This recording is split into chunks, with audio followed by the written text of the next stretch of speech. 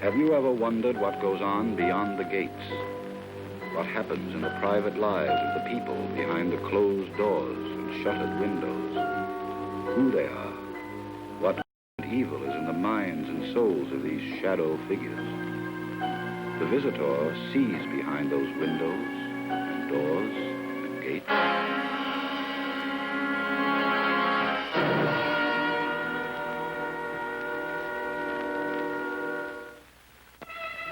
In communities all over the United States, you can find pleasant suburbs very much like this one, where the visitor is strolling. In these neat, attractive houses, we find people who have, without extravagance, managed to enjoy the comforts and pleasures of life. A placid life many steps removed from the hectic turmoil of daily existence in the city. But for Mrs. West and her daughter, like the others who live here, distance and circumstance have provided little insulation against tragedy and danger.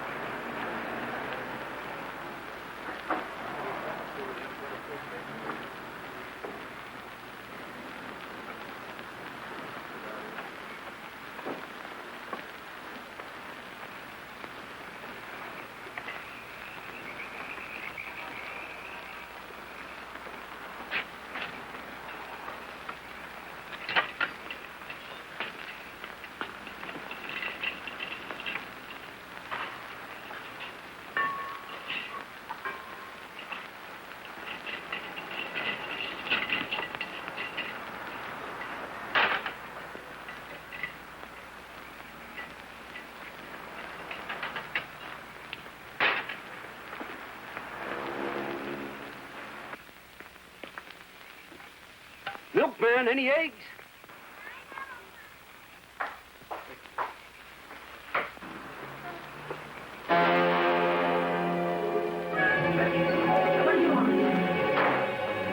Who's in the house? Nobody, just my mother and I. Nobody else? No. You're wasting your time. We don't keep any money in the house. You better put down them bottles, honey, before you drop them. Just tell me what you want and don't make any noise. My mother's upstairs and she's very sick. She can't stand any shock. That's too bad. So you got a sick mother, huh? If you'll just leave, I promise I won't call the police or anything. Thanks. Thanks a lot. Only I'm not leaving. I'm staying a while. Did you hear the sirens about an hour ago? What sirens? The police, honey, the police. No, but the local coppers would never think of looking for a guy in a nice, respectable, quiet dump like this. You must be crazy. You can't stay here. Well, I like it here. I like it real good. And we don't want to do anything to excite your old lady. Now, do we, honey? When you understand what has happened, I know you'll leave. I will, huh? I got a big picture of that. My brother was killed in Korea a month ago, and my mother had a very serious heart attack. We didn't think she'd live. Now, any shock or excitement will kill her. Well, that's just my point, honey. Please go away. From a natural like this, with your old lady so sick, you're afraid to make any kind of a break? I could stay here a year and sleep real easy. Sister? Yes, Mother? Who's there? I'll bring your breakfast right up, Mother. Please. You don't want no trouble? Okay, there won't be no trouble unless you make it. Remember, it's all up to you, honey. Linda, I thought I heard you talking to someone. Mother, Dr. Phillips didn't even want you to come downstairs today. Dr. Phillips is getting too old for his business and too big for his britches. Who is this young man? This is Mr. Langan's the name. Langan. You don't live around here. No, Mother. Mr. Langan was a friend of Ken's. Of Ken's? From the Army? Yes, that's right. He knew him in the Army. He was just passing through. He came to see us. Isn't that right, Mr. Langan? Yeah, that's right. That's absolutely right. Well, I hope you didn't go out of your way to get here. Not far. That's very kind of you. Forget it. It's nothing. I haven't seen anyone who knew Ken since he went away. I want to hear everything. Mother, wouldn't you like some tea? Yes. Wouldn't you like some tea, Mr. Lang? Just call me Joe. Sure. Sure, I'd like some tea. Let me help you sit down. Ma'am. Thank you, Joe. You got out of the Army recently? Yeah, I haven't been out too long. And you and Ken were good friends. Well, why not? Oh, I didn't mean it that way. Well, I thought that because you look so tough and sound so tough. No, Joe. That's all on the surface. It's what's inside a man that really counts. Well, that's one way of putting it. Well, that's what I taught my children to believe. I know that that's the way Ken was. Yeah. There's so much I want to know about him, Joe. I hadn't seen him in over a year, you know. Yeah, that's what he told me. What was he like from your eyes? Did he have lots of friends? Was he a good soldier? Mother, why don't you take your tea into the living room? I want to clean up in here. Very well. Will you come, Joe? I'll be in a minute. I want to help your daughter. KP, you know. Very well. Don't be too long. Okay.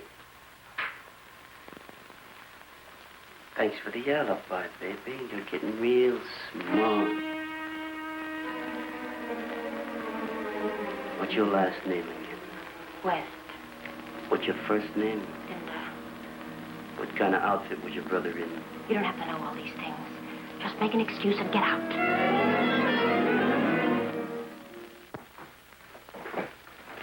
You're 100% wrong. I'm staying because you're going to see to what your old lady invites me to say. You got it? I said, what kind of outfit was your brother in, honey?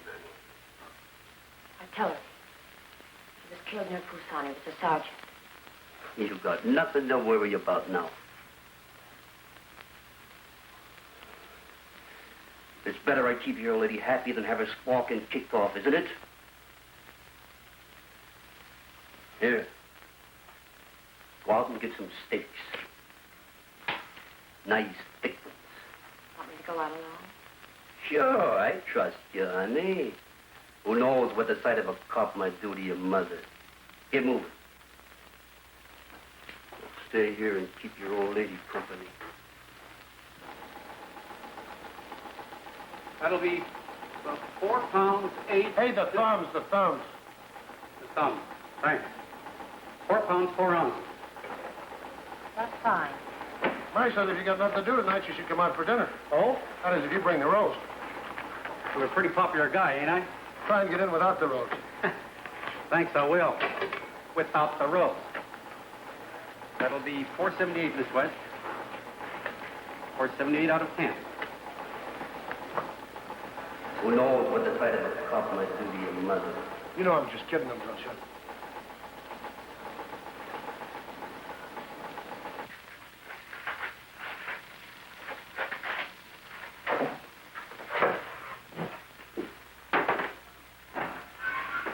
Linda. Yes, Mother. Joe likes his rare. Where is he now? He's upstairs, changing his shirt. I told him he could use Ken's things. Oh? Why have you taken such a dislike to Joe? Mother, You know I don't approve of intolerance. You think I'm intolerant? I hope not. Well, don't worry about it. After all, the boy did go out of his way to say hello to us. If Ken liked him, he saw something good in him. I know. Besides, there is such a thing as hospitality. Mother, please, now. Don't excite yourself. Then don't you spoil my fun. I'm sorry.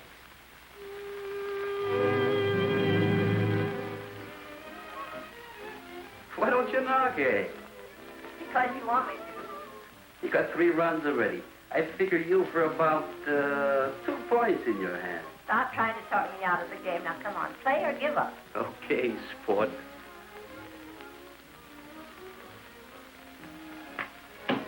Sissy. Oh, you know, a nice little queen. What's the name of the game? Gin. What? You scoundrel. You had 2 queens in your hand all the time. You gotta call me with 30 points in my hand. I told you that, Knox. And you talked me out of it. You're nothing but a thief. Yeah. Yeah, that's what they keep saying. Well, that's it. Another blitz. It's fun to play this way, Joe. Pure blood. That's 17 cents you owe me. Did you ever play with Ken? I warned you couldn't bluff him. Mother, don't you think it's time you I know. And she's absolutely right, too. I want you to get a good night's sleep so you'll be in shape to take another beating tomorrow. Tomorrow will be my lucky day. You'll see, you can't be lucky every day. Yeah. That's what I'm afraid of.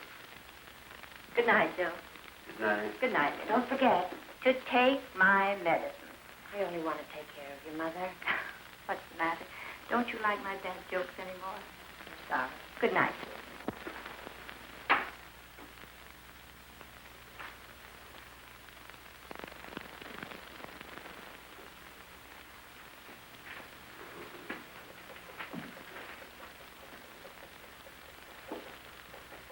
What are you so nervous about, honey? Who's that? I don't know. Well, go find out. Robert, how nice to see you. Hi, Bob. Hi, Linda. A friend of Ken's from the Army is visiting us. Oh? Well, good night. I'm on my way up to bed. Oh, Linda, why don't you take Robert in and introduce him? Well, he's probably in a hurry, Mother. I don't want to... Honey, I am in a hurry. I have to fly to Dayton. I thought maybe you might drive me to the airport and drive the car back. Oh, I'd love to, Bob, but I really can't. Okay. I would like to meet your friend. All right. Joe.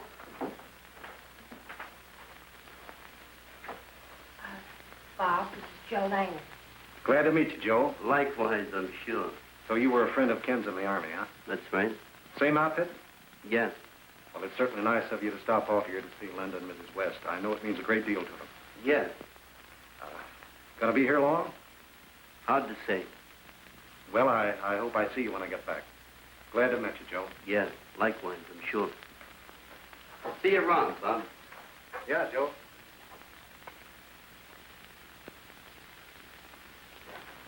Is everything all right? Yes, of course. Just had a feeling you were nervous. Bye, darling. Hey. Sure nothing's wrong? No, darling, everything's fine. Okay. I'll call you when I get back. Okay.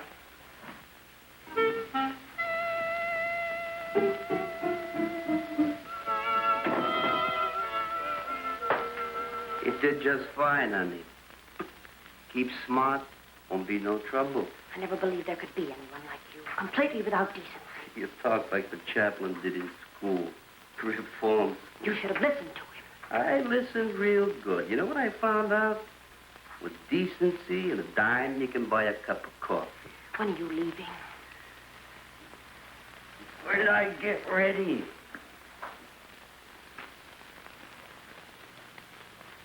Here, finish your book. It's lousy anyhow. Sleep tight, honey.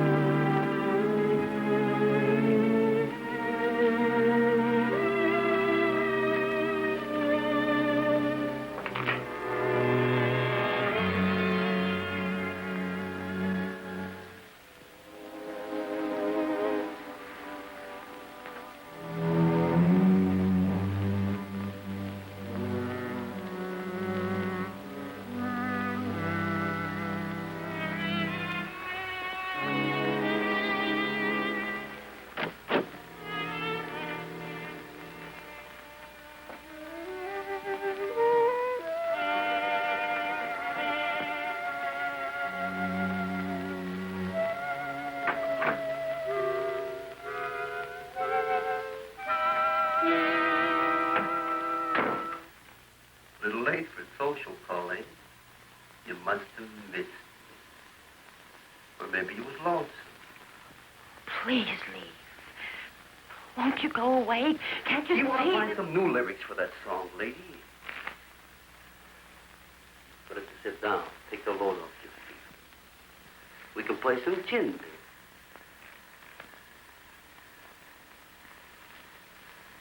You're thinking so hard I can hear the wheels grinding. Why don't you pick it up? Maybe even shoot me. That would solve a lot, wouldn't it? That's right. You wouldn't want to disturb the old lady, would you? You're horrible. Everything about you is horrible. Maybe you're right. I'll bet every cop you passed this afternoon, you wanted to stop him and say, he's horrible. There's a horrible guy staying in my house. Ain't that right? Look, kid. You're stuck. You better face it. You couldn't do no more with this gun than you could without it. You know what's a big laugh? You thought I left the gun loaded. Don't bother to close the door. I feel like I'm among friends here. Drop around anytime. Anytime at all.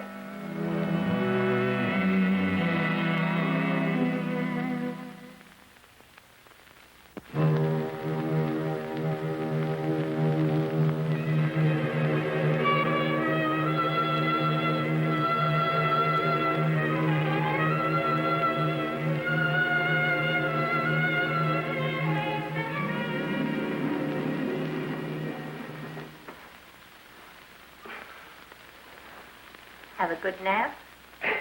Yeah. I sleep real easy around here. I'm awfully glad you stopped off with us, Joe. Yeah? I mean for you. You have no idea what this rest has done for you. Sure, I feel real great. If you're not careful, that pseudo-toughness of yours is going to disappear in thin air. Don't bet on it. I'll bet my bottom dollar on it. Look, like they say, it takes all kinds to make a world.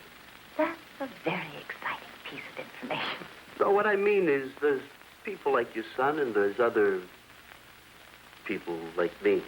Two pretty good kinds. No, not me. I'll count on you, Joe. Yeah, if there's two things to do, you can count on me to do the wrong one. You mustn't say things like that about a friend of mine. That's because you're thinking about your son.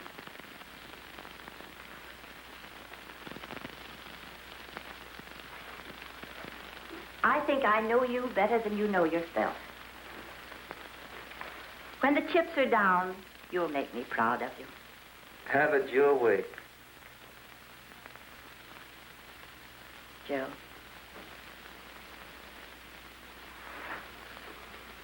Good-looking watch.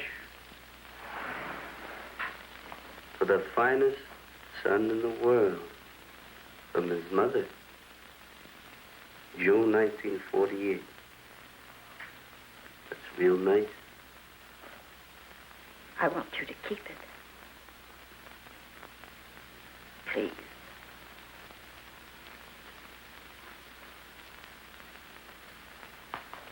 Okay. Mother, in here, dear. I'm back. And you want me to take a nap? I don't want to be a mess. All right, dear. You're an angel. I gave Ken's watch to Joe. Good things should be used. Yes. You get out of here. Get out of this house. Get out. Now that you mention it, I'm thinking about leaving. When? Maybe tonight. Maybe tomorrow. That is, if you won't miss me too. What is it? Your boyfriend in a couple of coffers. I told you don't trick. I don't know anything about it. Get out there, stop. Get out like this.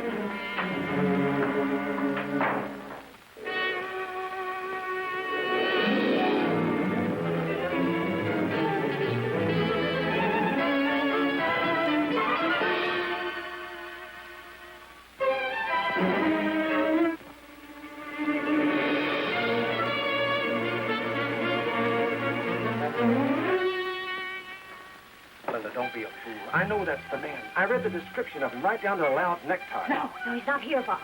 Darling, why are you lying? I've got to look around this. Bob, my mother, don't you understand?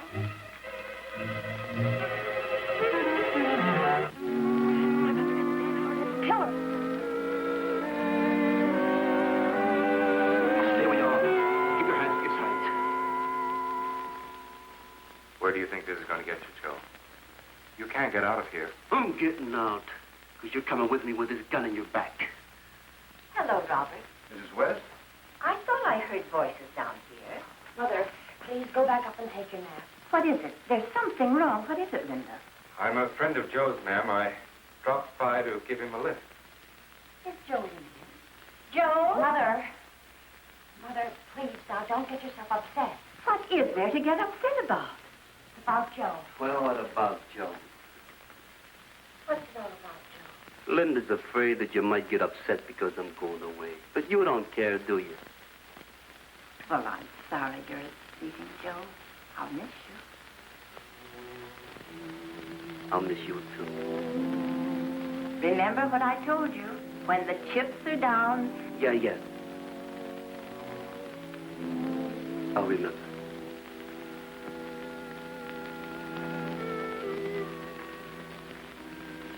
Let's go, Jack. Close the door.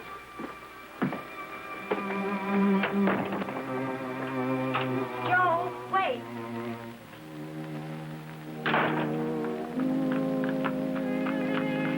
May I?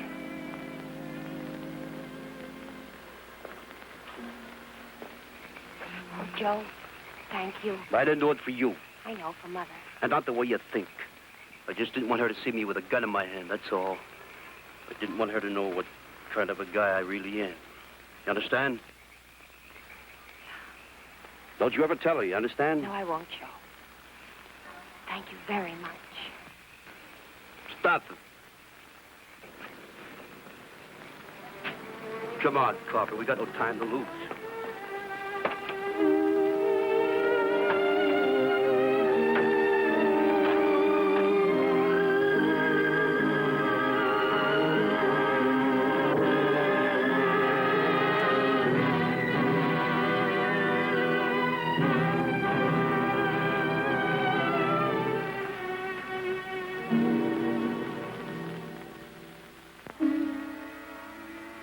The visitor has left the scene where violence disturbed the quiet, ordered life of a peaceful suburb.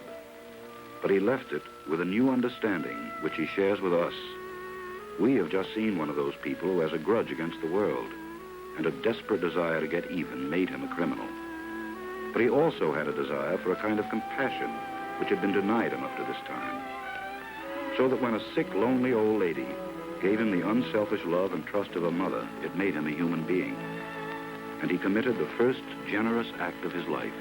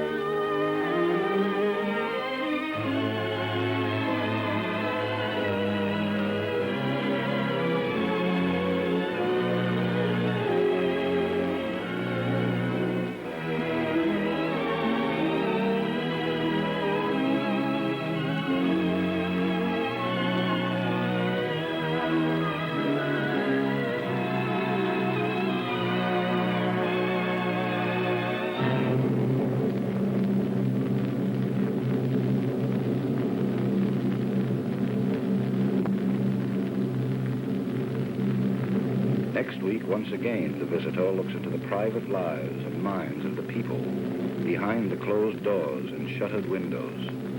He finds out what good or evil exists, what joys and sorrows. Come and join the visitor.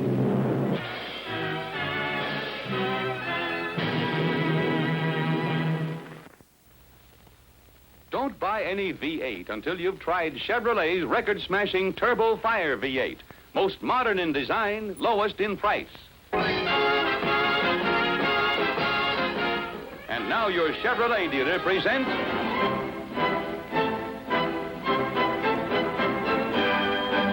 Treasury Men in Action.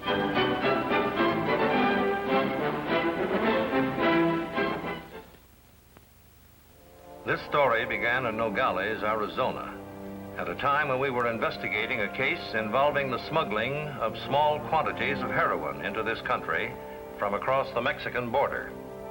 Agent Kermit had reason to believe that an ex-convict named Vince Sanderson was a member of the smuggling ring, and in an effort to track him down, finally succeeded in locating his estranged wife, Laura. Well, we're not living together anymore. Mrs. Sanderson, we know he recently finished serving a 6-month prison term for armed assault. And we have reason to believe he might have returned to Nogales. You mean Vince is coming back again? Was there any reason he shouldn't come back, Mrs. Sanderson? No. He doesn't know where I am. I mean, I didn't leave word when I moved. But if Vince is out of prison again, he'll try to find me. He'll look for me. Well, Mrs. Sanderson, Why did they let him out of prison again? Why don't they put him away someplace where he can't ever get out? Don't they know what he's like? This is what he's like. This is what he did to me for being late with supper one night. For being 15 minutes late. Is that from a beating? One beating, Mr. Kermit? Don't you understand what I'm trying to say? Vince is out of his mind. He's quiet one minute and he's a raving maniac the next. The smuggling of narcotics into this country has long been a difficult problem to agents of this department, who must guard long stretches of border territories in order to prevent a single truck or horseman or even a man on foot from stealing across the boundary lines under the cover of night with small packages of illegal drugs.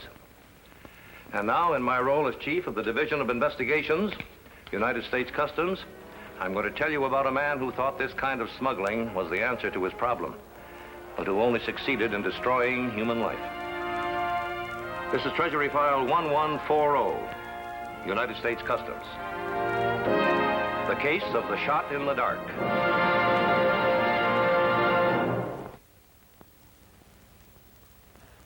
Now, here's a wonderful car. Looks fine. How about a demonstration ride? New Bel Air Chevrolet. Step right in. Beautiful. Picks up nice. Sweet in the turns. Brakes act fast. No forward lurch. Wonder how come? That's Chevrolet's new anti-dive braking control. Now for the big test. Say, passes like a pro. Like some factual information on the new Chevrolet now? No thanks. Know all I have to. You know what? Yes? I like it.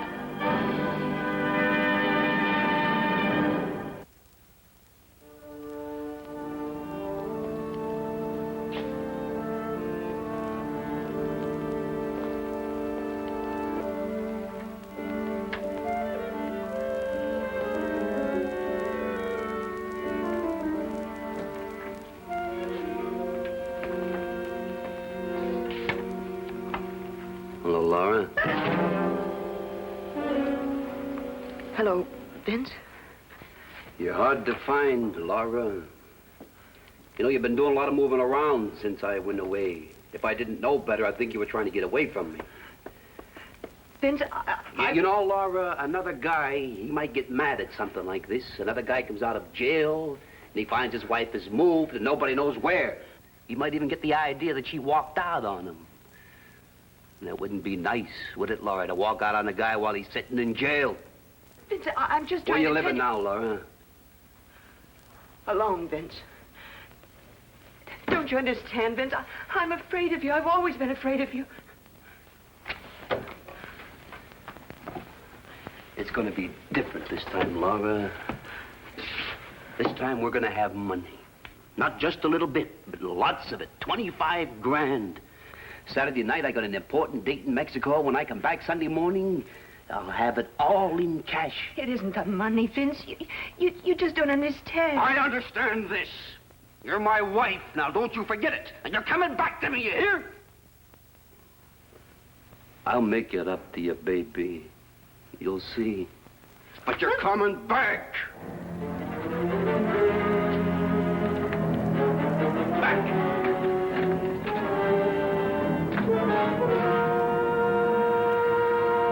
I see.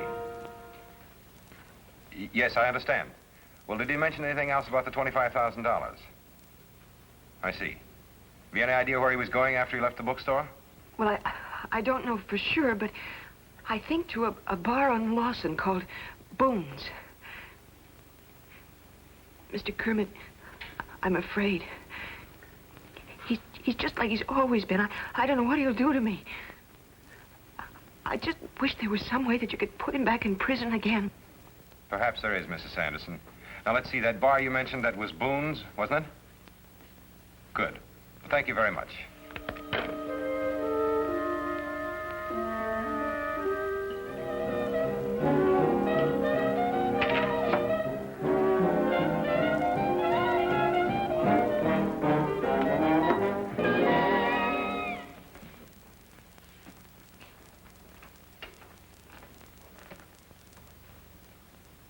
Thought they had you up in Tucson for an 8-month rap. Only 6 months. I've been out a couple of weeks already.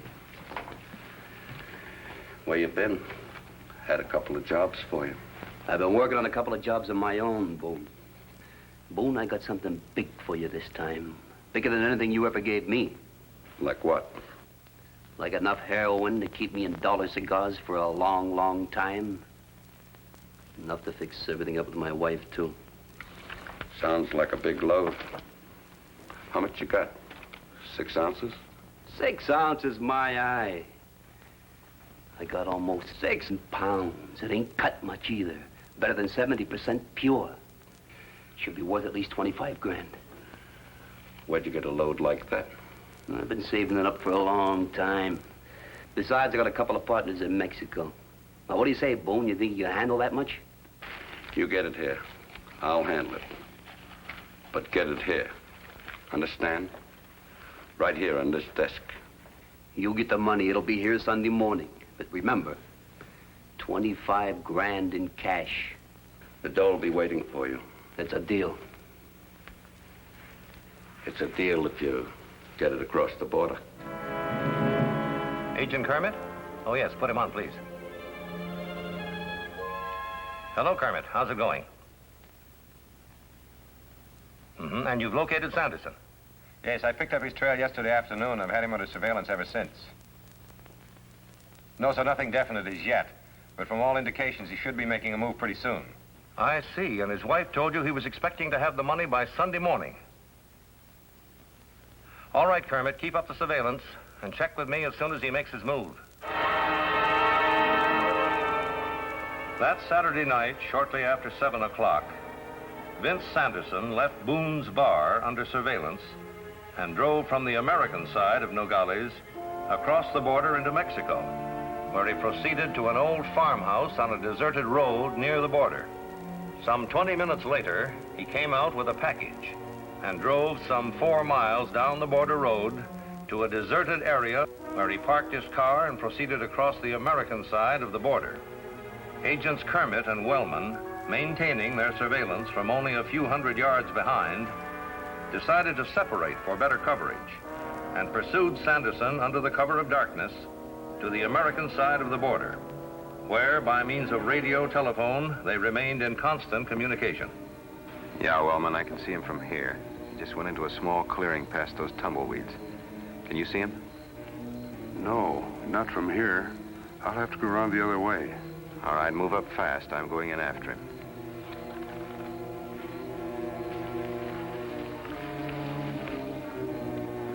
Hold it, Sanderson. Customs officers, don't move. There we are.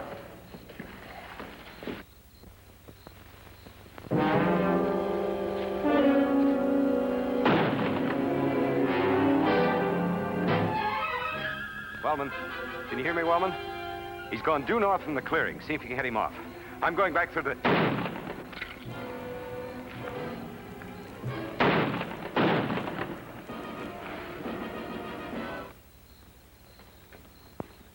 Kermit, can you hear me?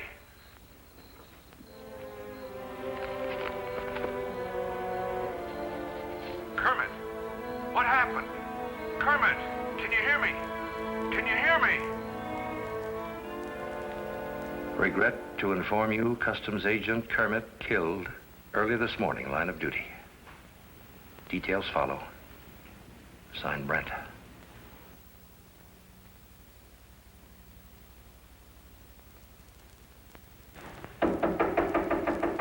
Yes, come in. Good evening, sir. You've heard the news, Culver. Yes, sir. Kermit's brother called me from the galleys after it happened. That's why I asked to see you, Chief. What's on your mind?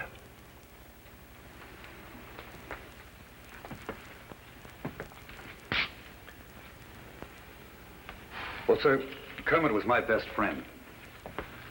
We worked the border together for 6 years. Yes, I know.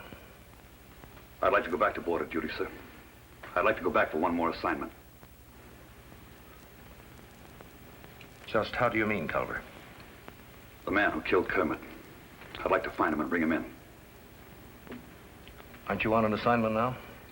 No, sir, I just finished one. If you can hold up on the next, I'd like to do this first. I'm only asking for 2 weeks, Chief.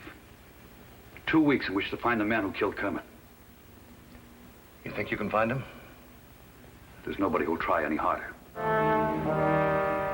Soon after leaving my office, Agent Culver was on a plane bound for Arizona. After a preliminary investigation of Kermit's belongings and personal notes on the case, he went immediately to the scene of the crime, where State Police Lieutenant Campbell gave him a brief rundown on details. Sanderson must have crossed the riverbed over there. We found footprints leading from there right up through here. There's no lead as to where he might have gone after leaving here. No. Nobody reported seeing him? Not yet. His picture's in all the papers, and we've distributed circulars to every town within a 100-mile radius. With that kind of coverage, we'll find him. Well, I doubt if he's in these woods any longer. Probably found himself a place to hide. Question is, where? Let's go back.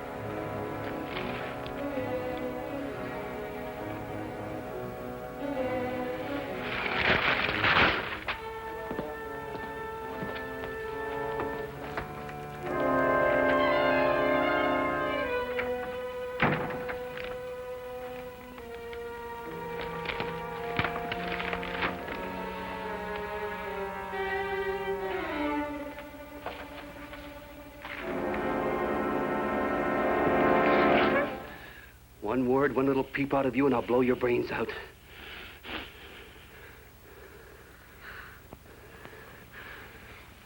I did that, Lars, so you wouldn't scream. I wouldn't hurt you for anything. Well, I come back to get you. I told you I wanted you back, didn't I?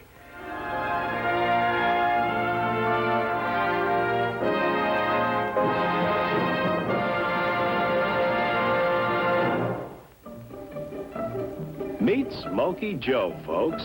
He sends up smoke signals when he drives.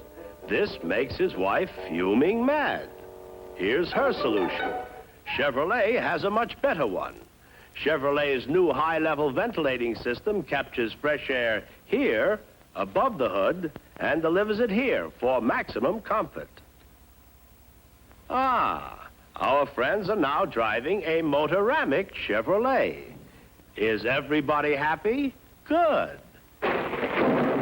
Even in the driving rain, you always have fresher air inside a new Chevrolet. Uh-oh, at it again. He wants less air, she wants more. Hold on.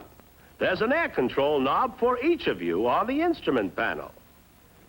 Ah, love is grand in a well-ventilated motoramic Chevrolet. Vince. You know, your window was open, almost like you were waiting for me. How did you find out where I live? I found out. That's the main thing, isn't it? Vince, are you crazy? They're looking for you everywhere. How long do you think it'll be before they think of my place? Do you think I came here just to hide? I came back to you, Laura. Please, Vince. We'll go away together. We belong together. We'll go away and start all over again, way away, where they'll never find us. Just Laura and Vince. Are you crazy? After you killed a man, do you think For you! For us! Sure, I killed him. Don't you see? This guy, he stood in the way of my getting the 25 grand I promised you. Sure, I killed him. When a man stops you from getting something you want, what else you do? No, there's nothing definite to report, Chief. We've checked the places where Sanderson usually hangs out pretty thoroughly, but he hasn't shown up at any of them. We can't find anyone who knows his wife's newest address. Well, Sanderson may not have gone back to Nogales as yet, but if he's carrying a package of narcotics, the chances are he'll try to reach his contact there. According to Kermit's last report, heroin is being purchased by someone in that area. That's what I'm working on now, Chief, the contact. According to Wellman, Kermit thought it might be a man by the name of Boone who runs a bar here. Sanderson was seen going into Boone's private office several times. Meanwhile, Sanderson has one big advantage over us: time. All right, Chief. I'll get in touch with you as soon as anything happens.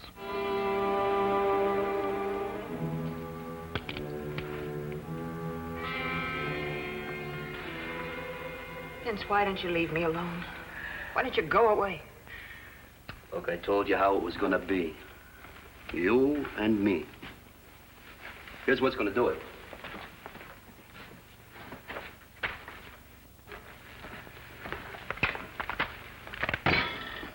What is it? This is what's going to help us, baby. This is our ticket to a new start in life. Vince, please don't make me get mixed up in anything that... Vince ain't making you do nothing. Vince is only trying to help you, and you're fighting him. Now, you shut your mouth and listen to me. There's a phone right out there in that hall. You get on it and call Jesse Boone down at his bar. Tell him there's a package waiting here for him and to bring the 25 with him. He'll know what you're talking about. Vince, I do. Only do what I tell you. Don't you try nothing funny out there. This door's gonna be open. I'll hear every word you say. This gun will be on you every second. So one wrong word, or you try to beat it, I'll kill you. I love you, but I ain't taking no chances. Go.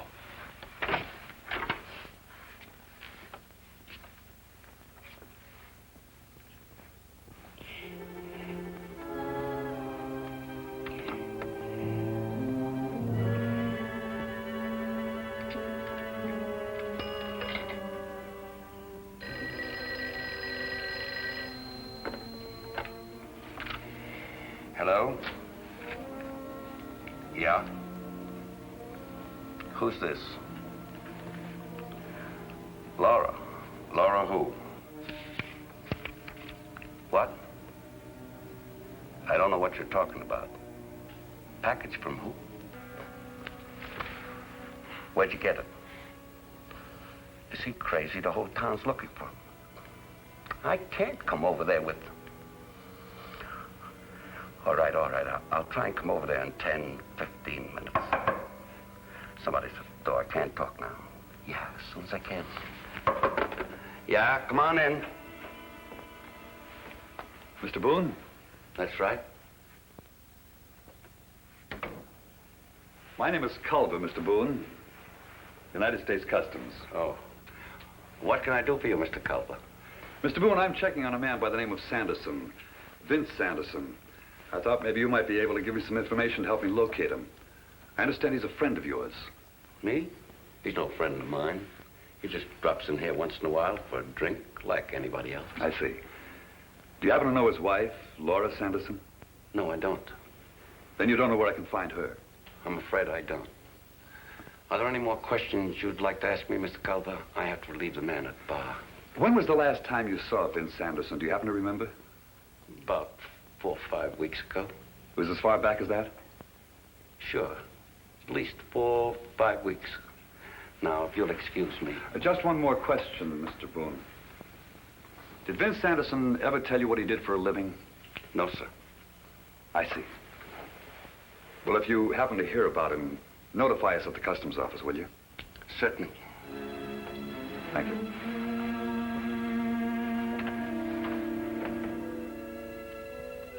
There's something wrong. I know it. He should have been here long ago. Boy, if that Boone is pulling a fast one, I'll kill him. You want me to call him again? You called him twice, didn't you?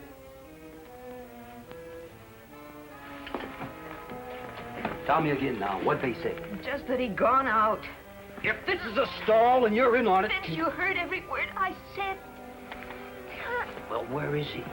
Where is he? Someone coming down the hall. If that's Boone, okay. But don't you let anyone else in.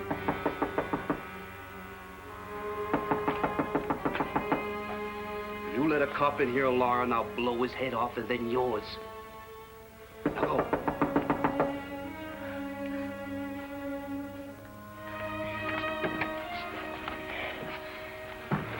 Yes? Mrs. Sanderson? Uh-huh. I have a warrant here for the arrest of your husband on charge of murder. Have you seen him? Have you heard anything from him? No, I haven't seen him. I don't know where he is. Mrs. Sanderson, if you don't mind, I'd like to ask you a few questions. Well, can't you come back later? I was just going to change my clothes. This is pretty important. I can't help it. You can't come in now. Why? What's wrong? Nothing. Why don't you let me alone? I'm afraid this can't wait, Mrs. Sanderson.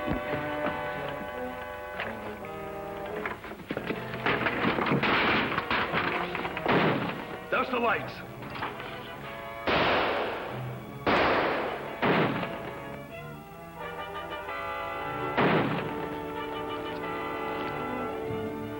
The last I saw of him, he was carrying the package and holding onto his arm as though I might have nicked him. Maybe more than nicked. There's a trail of blood leading through the alley out to the road. You've got to find him. If he ever comes back, Now, don't you worry about that, Mrs. Henderson. A man in his shape can't get very far. But we can't count on that. We'll have to keep after him till we get him.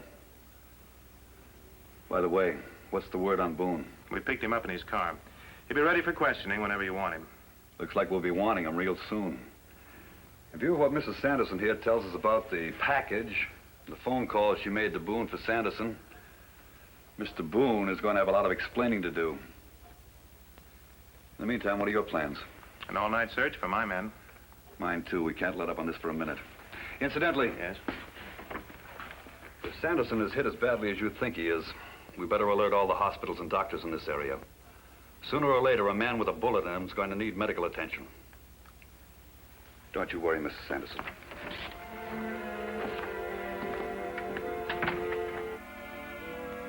But, mister, Look, Doc, you got two choices. Either take that slug out of me or I put one in you. Now, what's it going to be? But really, you need an anesthetic. I trust you with a needle so you can put me to sleep. No, just give me a shot of whiskey and I'll get busy. Hurry it up!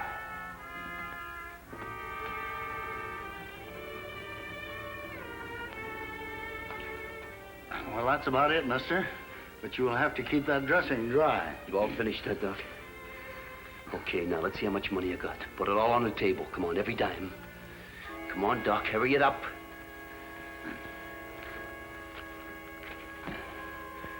I want to take some tape with me. Where do you keep it?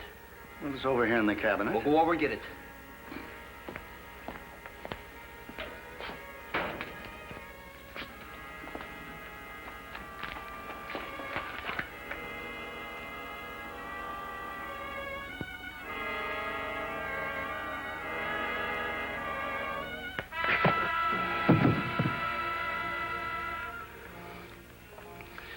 Thanks, Doc.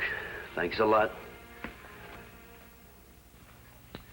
And he not only forced the doctor to operate on him, but when it was over, he robbed him, slugged him, sent him to the hospital with a brain concussion.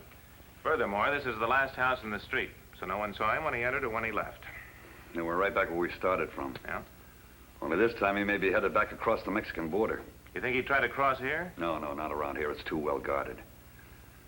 Chances are he'll try to make a crossing where he knows the way best. Well, he made it before, huh? Exactly. If that's where he's headed, we'll have a reception committee waiting for him. Go.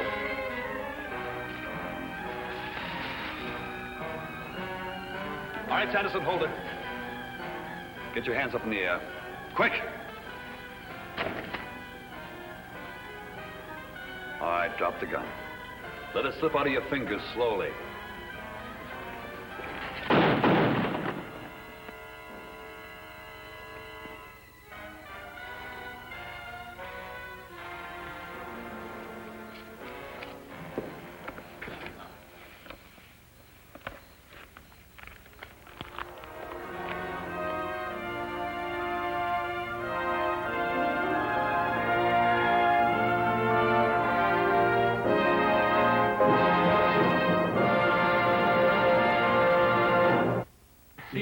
Chevrolet dealer quick.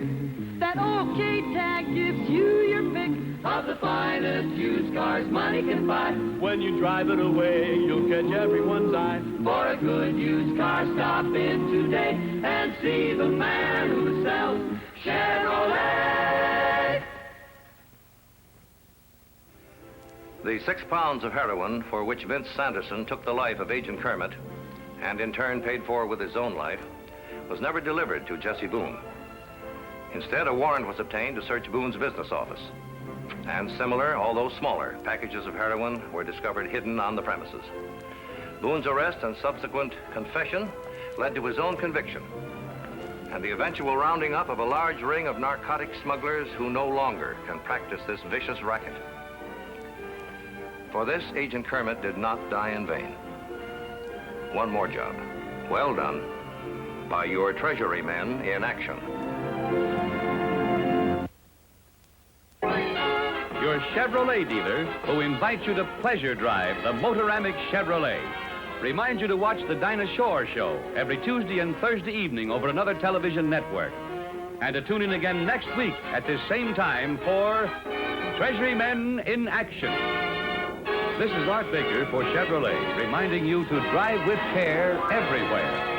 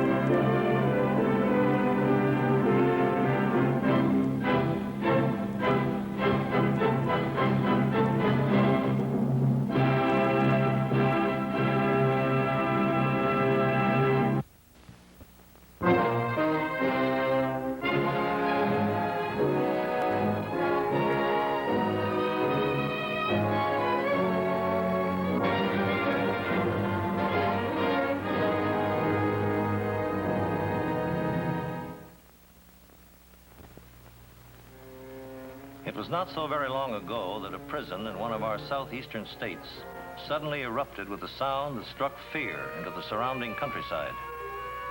It was the warning that a breakout was underway. Using guns that had been smuggled into the prison, the convicts overpowered several guards in the cell blocks, and 9 of the prisoners successfully made their way to freedom. By morning, 7 had been taken into custody. 2 men, however, were still at large. What do we do now, Wally, huh? What do we do? We wait in the woods until it gets dark. Till we get some feeling back into us. Boy, I'm half dead from all this running. What do we do then? You figured out where we're gonna go, Wally? You're smart. I'm gonna stay with you, Ollie. We're going to St. Louis. All the way there? St. Louis. No place else. You don't come from there. What do you want to go to St. Louis for, Ollie? You got guys there to help us, Ollie? I don't get it. You don't have to get it. Right now, that's where I have to be. Someone I have to see there. Someone I wanted to see for a long time. There ain't nothing that's gonna stop me from getting there. Nothing.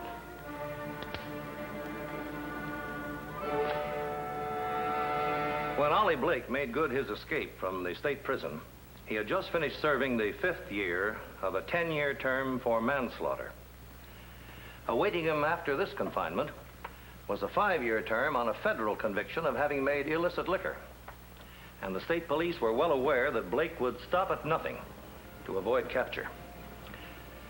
And now, in my role as Chief Enforcement Officer of the Alcohol and Tobacco Tax Division, Internal Revenue Service, I'd like you to see the story of what happened when this department joined in the manhunt. This is Treasury File 3649, Alcohol and Tobacco Tax Division.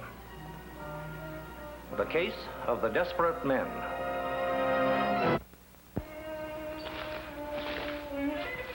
Oh, Ollie. How is it out there? Dark enough to move out yet? Yeah, it'll do. Come on. Ollie. Come on, will you? Ollie, I've been thinking what you said about St. Louis. Going there. Ollie, it's a long way. It's nearly 1,100 miles. I told you, I have to see someone. Well, who? Who's that important that you're so crazy to go, Ollie? I got a girl there. Her name is Mona. Mona. I was gonna marry her. Give up every crooked thing I was doing and go straight just for her. You? Yeah, me. That's how nuts about her I was. And so what happens? The first time in my life I ever really played square with a girl. The first time. And I tell her everything about me. All the crooked jobs I pulled, just everything. And the next day she squeals on me to the cops. Why do you want to go back to see a dame like that, Ollie? What do you want her for? Look, kid. Guys like you and me that just bust out of prison, we're on borrowed time anyway. We could get plugged just standing here, running across that next field. But before they get me, I'm gonna get her.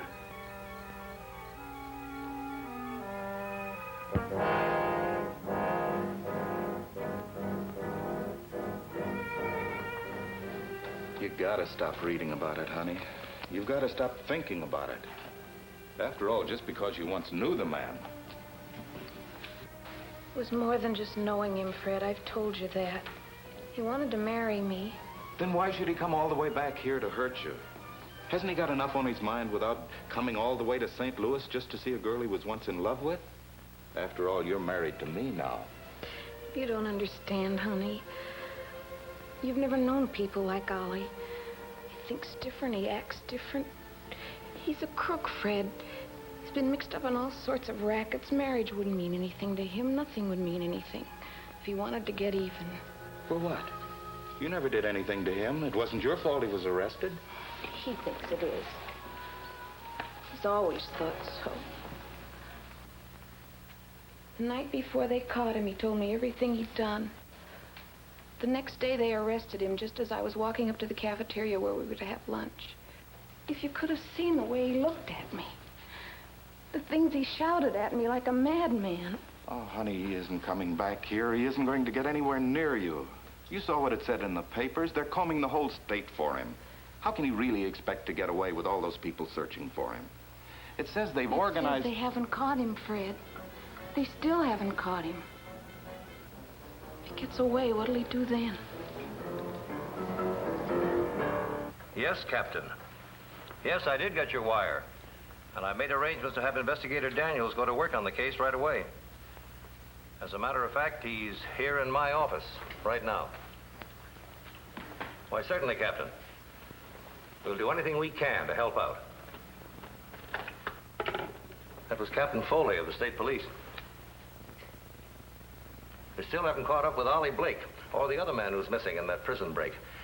The captain thinks we might be of some help to them. They asking for the files on Blake? Well, that's part of it, yes.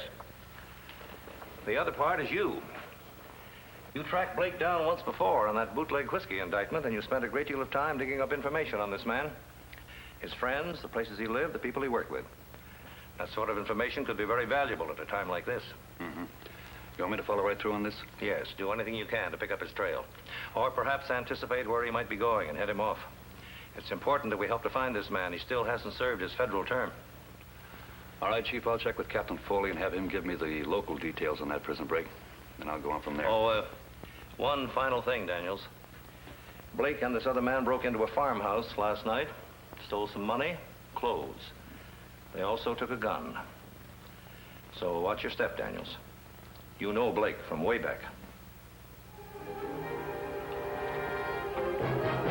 After an exchange of information between Investigator Daniels and Captain Foley of the State Police, Daniels checked on the topography of the area immediately surrounding the penitentiary from which Blake and Leon Ferrin had escaped. Since Investigator Daniels felt that he could be of no assistance in the search of the immediate vicinity, he decided to concentrate on where Blake might be heading. Studying his notes on Blake's former associations and remembering Blake's outburst when he was previously apprehended, one possibility came to mind: St. Louis and the residence of Miss Mona Randall, now Mrs. Mona Forbes. But how did you know how to find me? How did you know I was living here? Well, since you were questioned at the time of Ollie Blake's arrest, naturally your name was in his files. We've kept those files up to date. You think he's coming here? Is that it, Mr. Daniels? We don't know where he's going, Mrs. Forbes. We're just trying to get some leads. He hasn't called you, made any attempt to reach you at your work? No. But if Ollie wanted to find me, he would. He still thinks I'm the one who told on him. I'm sorry, I didn't mean to alarm you. I simply came here to check on the possibility that Blake may have been in touch with you. Mrs. Forbes, I wonder if you take a look at this list of names. These are people who were connected with Blake at about the time you knew him. Most of them have criminal records, but there's a possibility that you may have heard him mention one of these names in his conversations with you. These are people that he might possibly come to for money or for a place to hide out. I don't recognize any of these names, no. I see. Mrs. Forbes, what about this name Sheila Harris? Did he ever mention her? No, just a second. Sheila Harris. Yes, I think I do recognize that name. In connection with what? Ollie said she ran a hotel in Ohio. Yes, he was talking about taking me there on our honeymoon. In Ohio? Did he mention where in Ohio? Yes, it was on a lake outside Dayton. Dayton, Ohio.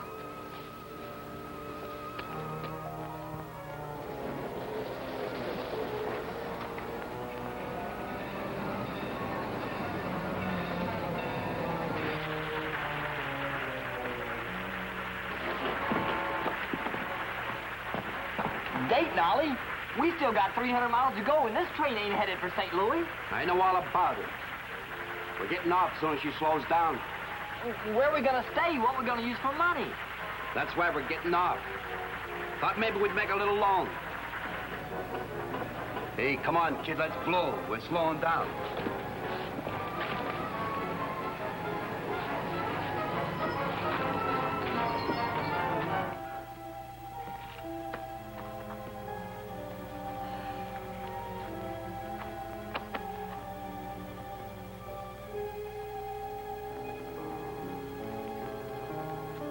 Hiya, Sheila. You got a nerve coming in here with your picture plastered all over the newspapers. What do you think you're doing? I thought we'd have a reunion. Get out of my place. And don't waste any time doing it. I need some money, Sheila. I'm not a bank.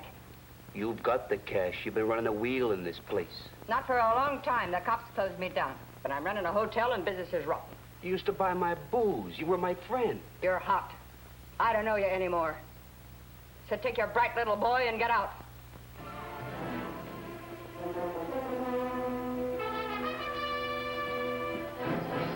The old gal's loaded, Ollie. Look at the loot.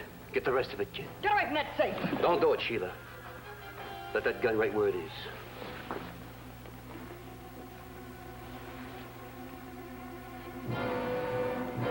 Not like a spare as a kid.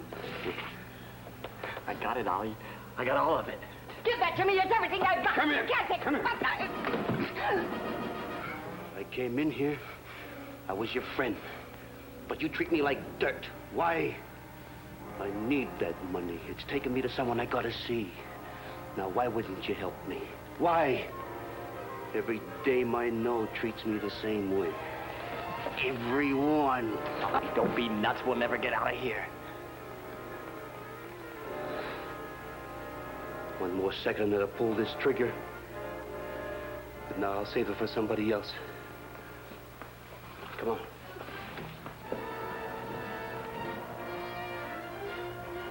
She ain't gonna be as lucky as you.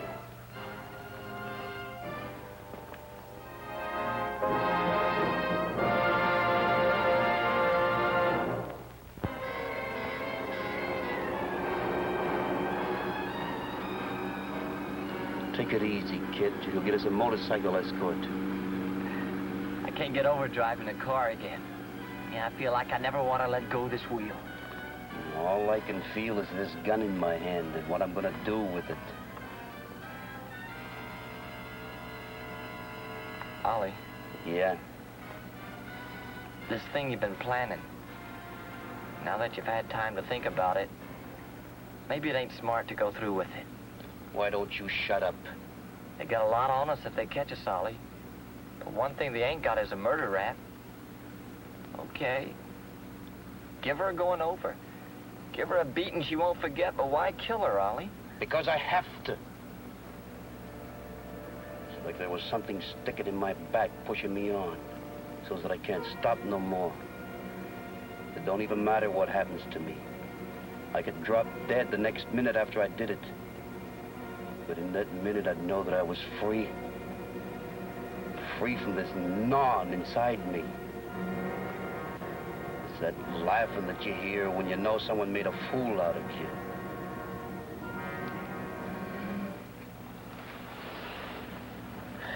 "5 years I waited for this. Now it's down to a couple hours.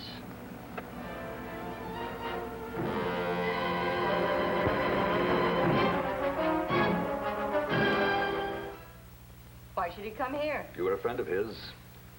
A man in Ollie Blake's spot needs friends. He also needs a place in which to hide out. Well, he ain't been here. What are you trying to do? Get me in wrong with the cops? I'm having trouble enough as it is, just keeping my head out of water. He hasn't called you, tried to get in touch with you? Nothing. You know what it would mean if you tried to protect him or gave false information to an officer of the law, don't you? Ollie Blake's wanted. Well, if you don't believe I'm telling the truth, why don't you have the place searched? Miss Harris. You know, all the rooms. I don't care. Miss Harris, isn't it true that there was a disturbance in this lobby last night about 10 o'clock? Some loud voices. I understand there were some men in here to see you. Who told you that? One of the bellhops heard the commotion. Who were the men who were in here to see you? Wait a minute. That's about all the time you're going to have, Miss Harris. The police are on their way up here now to question that bellhop. Now, you're going to tell me, who were those men who were in here last night? I was afraid to tell you. I'm still afraid. You mean Blake was here? Yes. He tried to kill me, the big lug. He came in here with that other guy from the pen, and they held me up. I got marks all over my arm where he grabbed me. And then he took all my money and ran out of here. Do you have any idea where he went? No, I don't know where he went. He might still be in town. And you're certain you don't know where he is? I'm telling you the truth.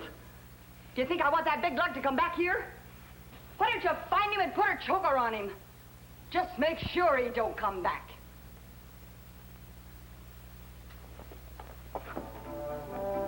In an effort to find out where Ollie Blake and Leon Ferrin had gone after leaving Sheila's place, investigator Daniels checked with bus terminals, railroad depots, and airports in the Dayton area to find out if either of the escaped prisoners had been seen purchasing transportation. Since these efforts produced no leads on the whereabouts of the fugitives or their immediate destination, Daniels began checking rental car services and used car lots. At one of them, he found the first lead on the men he was looking for.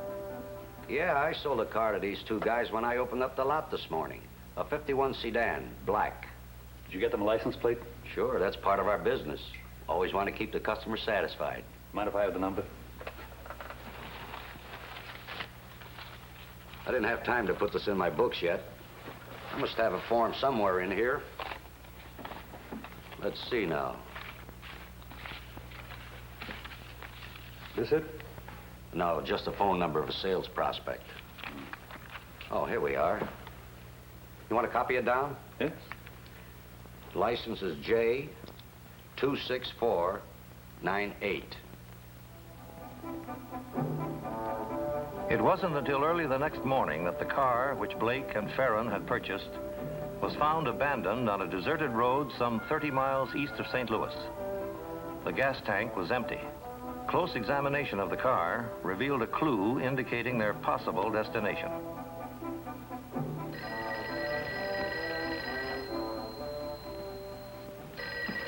I'll get it, Mona. Hello? Oh, yes. Who is this, please? Who is it, Fred? It's the phone company. Anything been wrong with the line? No, I don't think so. Well, just a minute. They want to check it. Will you be home in the morning? I have to go to the office. Well, yes, I'll be home, but there's nothing wrong. I would have called them. Well, they think you might have been missing some incoming calls. Yes, Miss Forbes will be home in the morning. You sure she'll be there? Fine. Thank you, sir. She'll be waiting for me. Just waiting.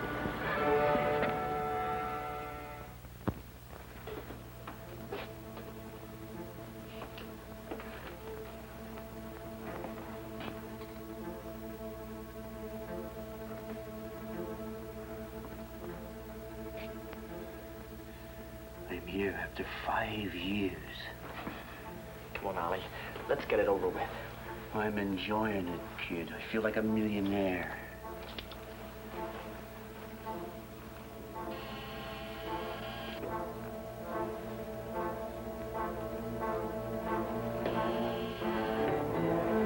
Maybe she's not home. She's gotta be. I arranged it. You heard me on the phone. She said she'd be here waiting for me. Hey, look, Ollie. It's a note. The telephone man must have fallen off the door. Give in. What's it say? She'll be right back. She left the door open for us. Come on.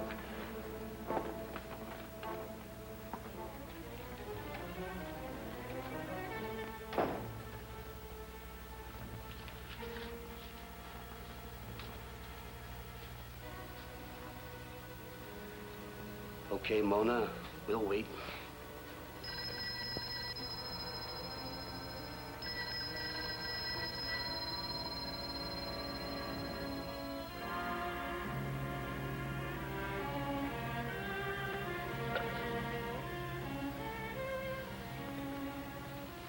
Hello. Hello, Mr. Forbes. Yeah. This is Mr. Daniels, Mr. Forbes. Has anything happened up there? Has anyone telephoned or tried to get into the apartment? No, everything's all right here.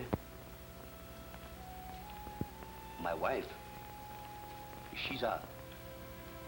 Why? What's all the excitement about? Blake? Who's that?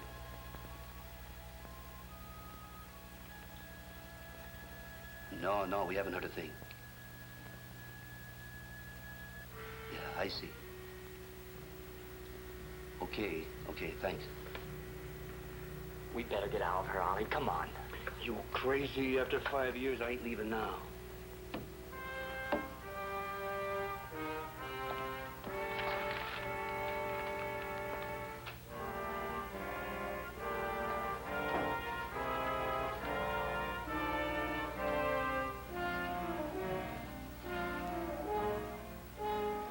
What you gonna do, Ollie? Get out. Wait outside. That's all you talked about. You said I could be with you. This is all mine, kid. Wait for me downstairs. Oh, Ollie, you promised. Get out, I said. One thing I know, the way she's feeling.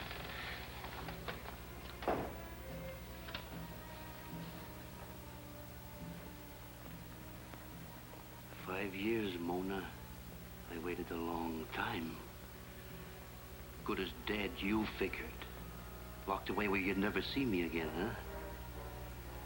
Well, take another look. Why don't you say something? You talked enough to the cops, now talk to me. Say something! Oh, I waited every day thinking about what I was going to do to you.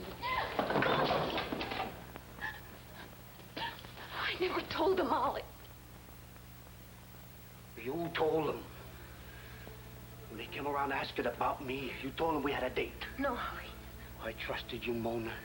The first person in the whole world. I told you about me, how I feel, what I am. And you threw it all back in my face. I liked you. I didn't know what you really were. But you did. I never talked to anyone like I talked to you. Other people, it was different. I knocked them down before they did it to me. With you, it was a quiet world where a man could feel safe. It still is, Ollie. I never gave you away, and I won't now. Only leave me alone and forget you ever came here. Forget? Forget?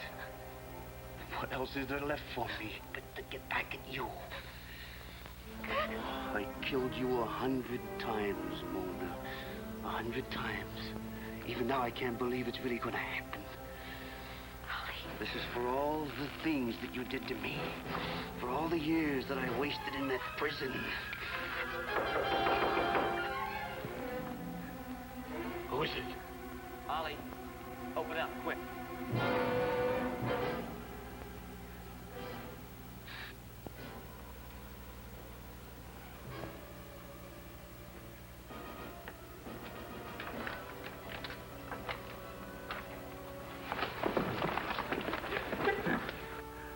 I had to do it, Ollie. They made me. You punk! Give it hell! All right, that's enough, Blake. Enough? 5 years I waited. 5 years.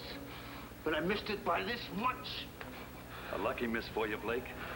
If you'd have made it, you'd have gotten a chair. It'd have been worth it. You all right, Mrs. Forbes? Can I get you anything? I'll be all right now. From now on, everything will be fine.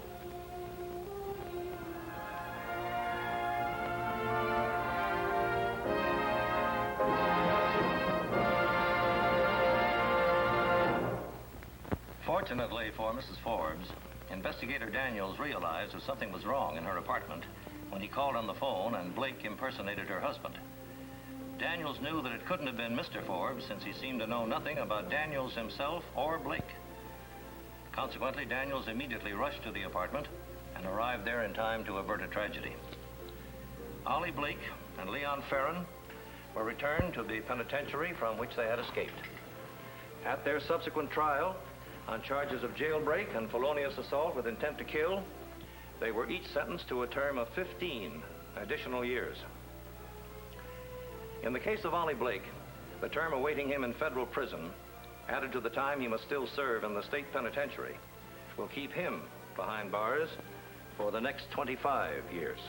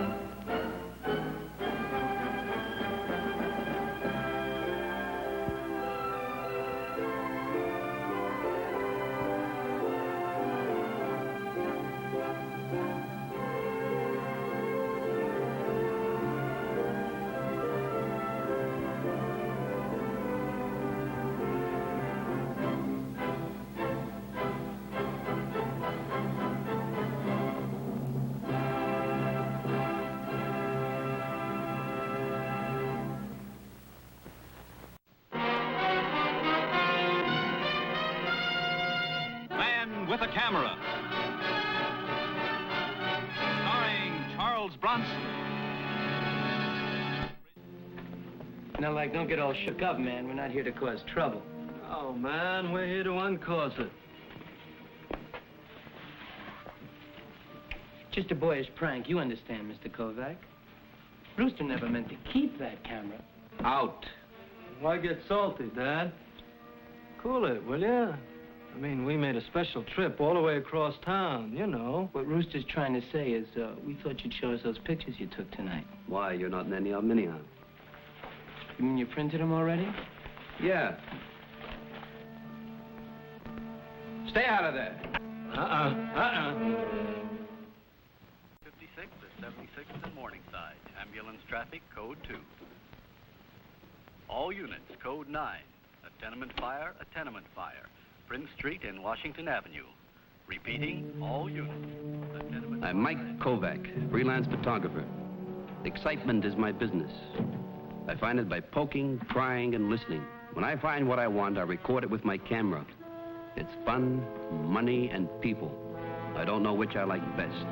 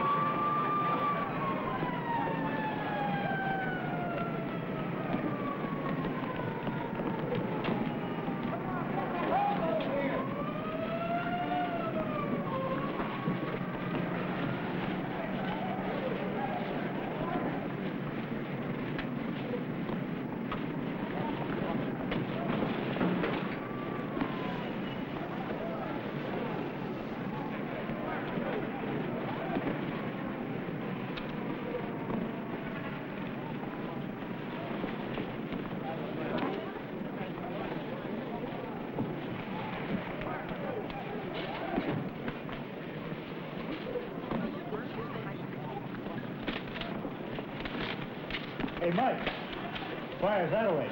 Yeah, well, the people are over this way. Besides, I've got my fire shots. Look at that old woman there.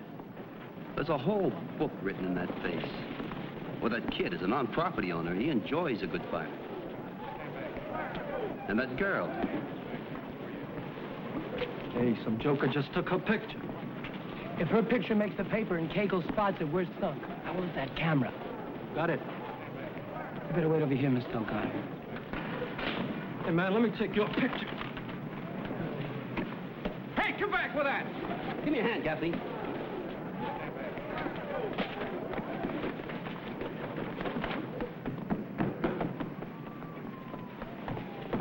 Hey, sorry, Dad. Like I didn't see you coming, man. I was practicing my dancing. In an alley, you practice dancing, huh? Well, you know, like the old lady don't like me using up the carpet. I lost them. Okay, Esther, where are they? Where's who, Dad? Hey, maybe if you clue me. You're not fooling around with gum machines now. That camera's an expensive piece of merchandise. You know you buy yourself a part interest in a grand larceny rap? Look, Dad, I ain't even seen your camera. Like I'm just minding my own business when you cats fall in on me.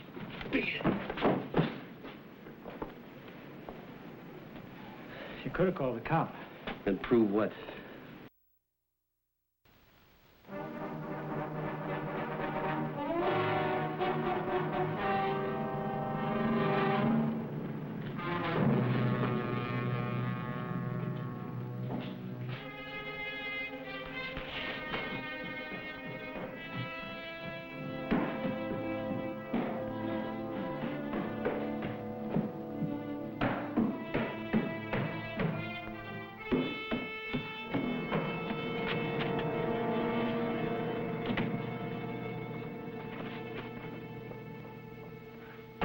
Give you much trouble? A little lip is all. Rooster's got the camera.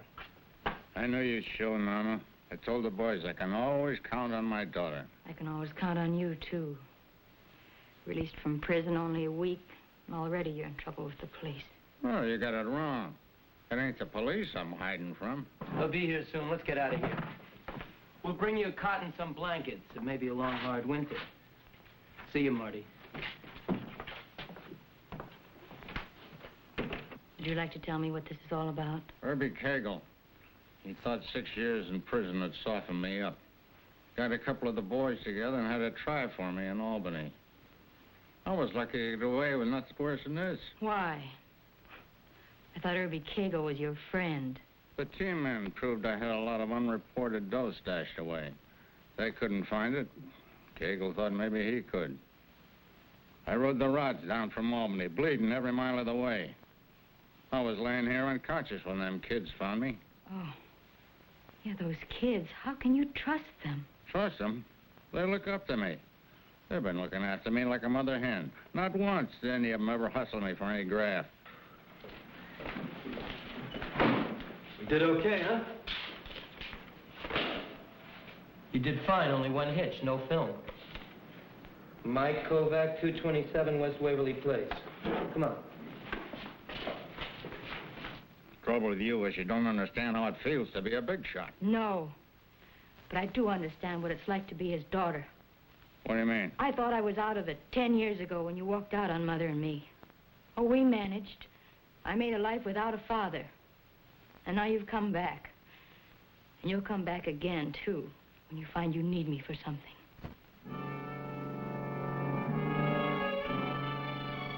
I filed a report on the stolen camera, then rushed to my apartment. Speed is vital to a freelance photographer. The trick is to shoot the best possible pictures you can, then get them developed, printed, and sold before the next guy beats you to it.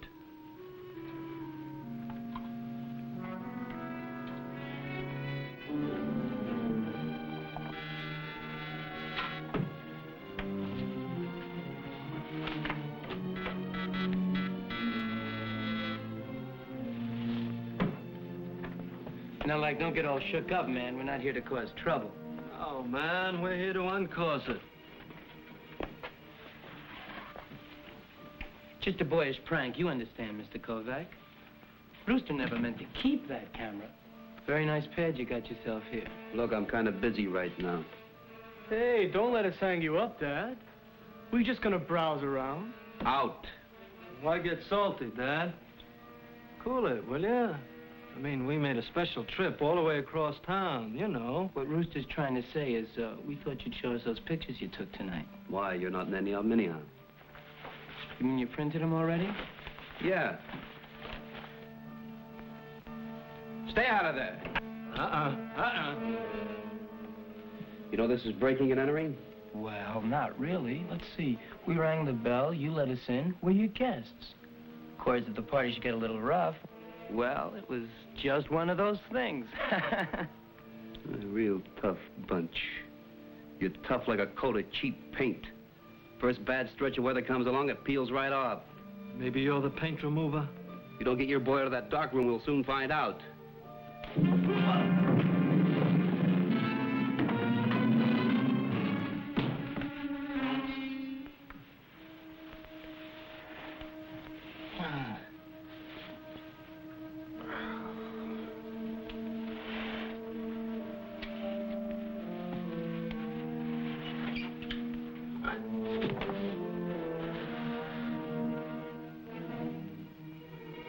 Nothing was disturbed. Thousands of dollars worth of equipment, yet nothing had been taken, except...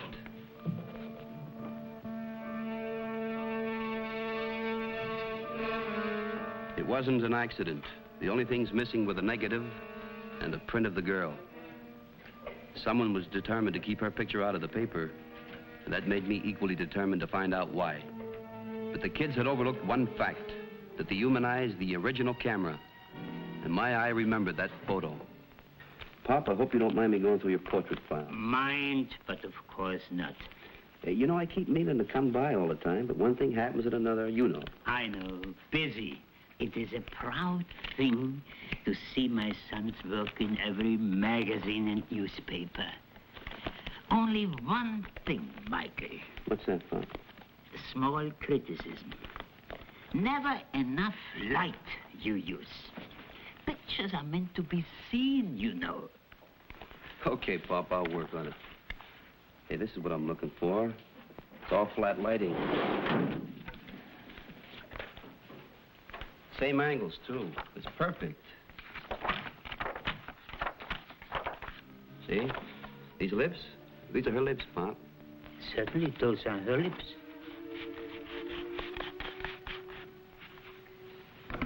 Pop, I'm gonna have to cut up some of your pictures. Cut my pictures? You still have the negatives, don't you? Oh, a complete file.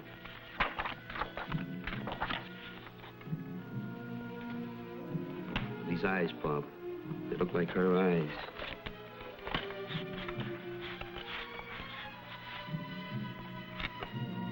Yeah, these ought to do.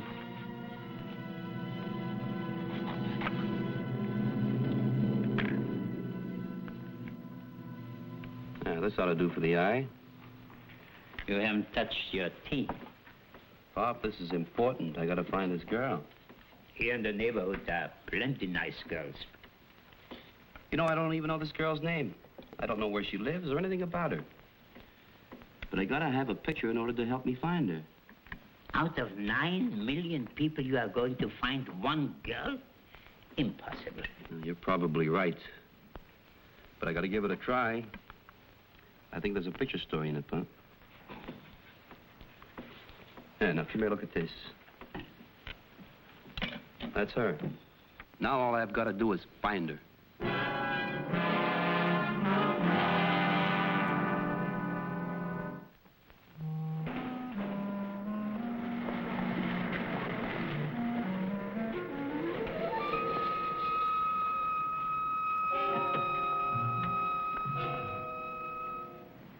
I had to begin someplace, and the logical starting point was the neighborhood where I'd seen the girl the night before.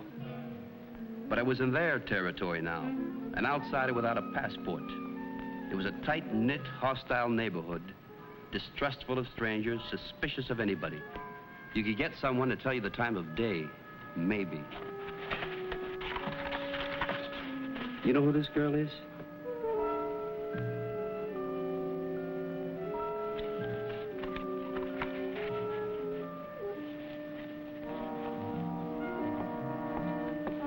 What's he want?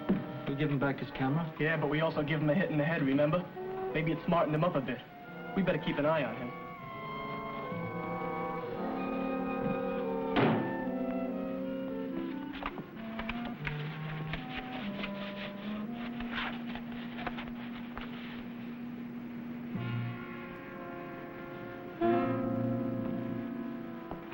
Hey, hold it.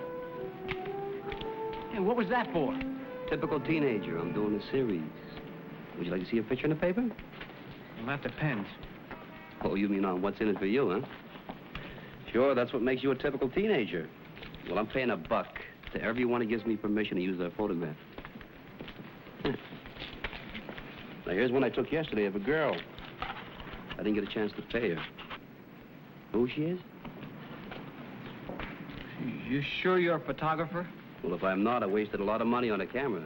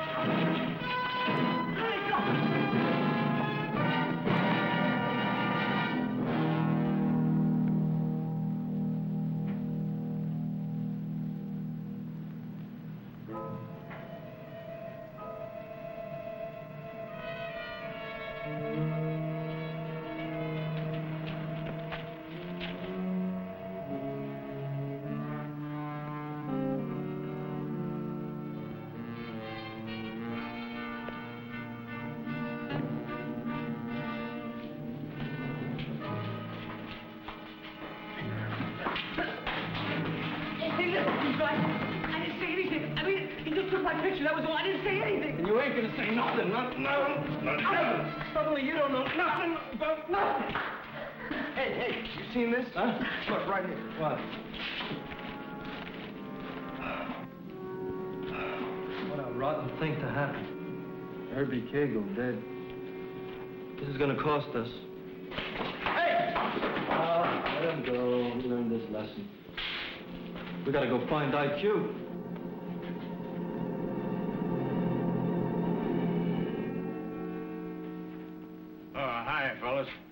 I'll wait outside. Well, what's the score? Not so good, Marty. Rooster here spotted someone around the neighborhood asking questions. Tall, thin guy with a mustache. He swears it's Herbie Cagle. Well, this time I'll be ready for him. You stage a shooting match here, it's up lemons for everybody. What else am I gonna do? I crawl out that front door, I'm a dead man. You don't go out the front door. We're taking you over the roofs. There'll be a panel truck waiting at the end of the block. Yeah? Then where? Spot I know outside Great Neck. They'd never find you in a million years. You're good boys, all of you. Marty'll never forget. Only one thing, Marty. It's gonna cost. What don't?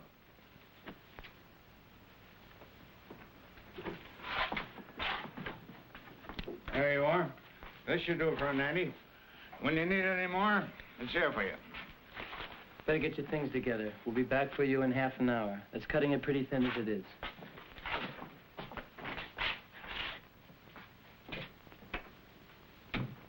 Man, like, what a square. Did you unload the gun? I'll never know it was touched. Oh, a dingling like that ever kept alive so long. Hey, don't knock. He was up there in the top rung one. You'd never know it. He looks just like any busted-up old con. Yeah, but the difference is that this old con has got $500,000 socked in a hole somewhere. And we better be close when he digs it up. Oh, we'll stick like glue. Yeah, what about after? Marty Delgado won't like playing Santa. Well, Marty's pretty badly shot up. I just don't think he's gonna recover. Come on.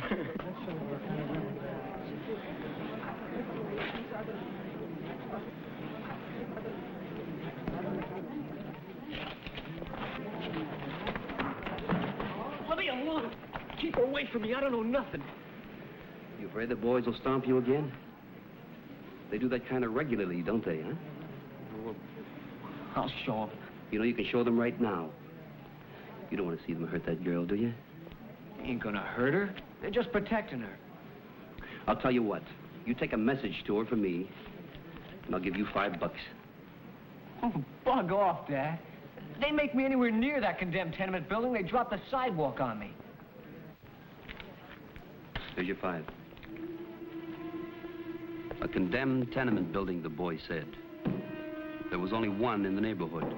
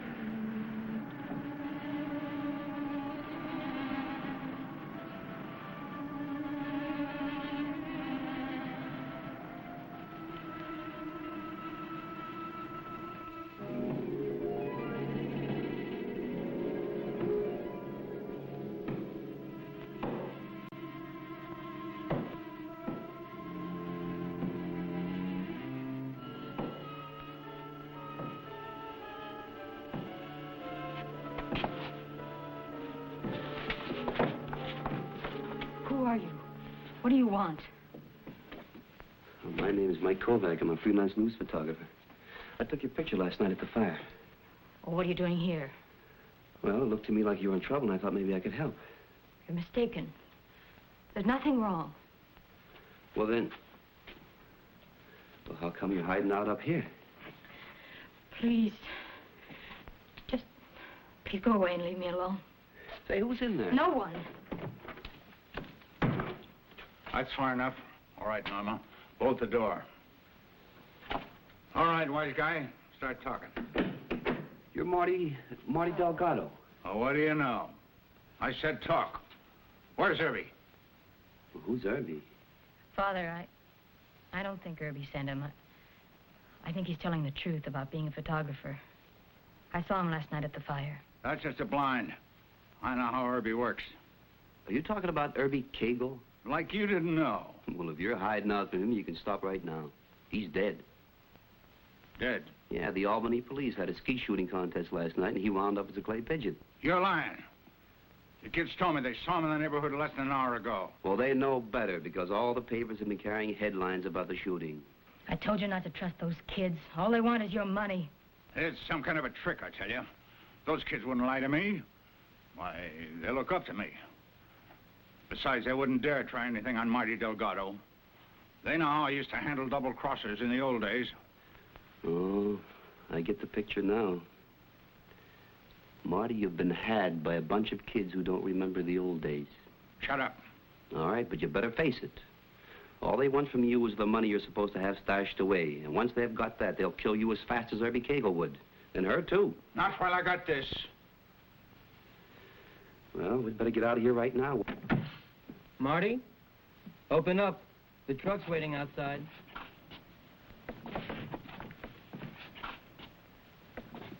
All right, I'll open up. Only first buy me a paper and slip it under the door. So maybe this cat just looked like Irby. Anyone can make a mistake. Sure, kid, I understand. Only what do you got the truck waiting for? If Irby's plowed under, who am I running from? Okay, Marty, cards face up. Open the door, no one gets hurt. Otherwise... Otherwise what? You don't scare me. I got a gun pointed right in your direction. Go ahead and pull the trigger. Go ahead and pull it.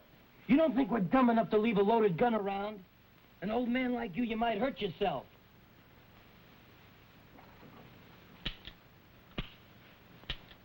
I promise you, Marty, you make us do this the hard way. That pretty daughter of yours isn't going to look so pretty anymore.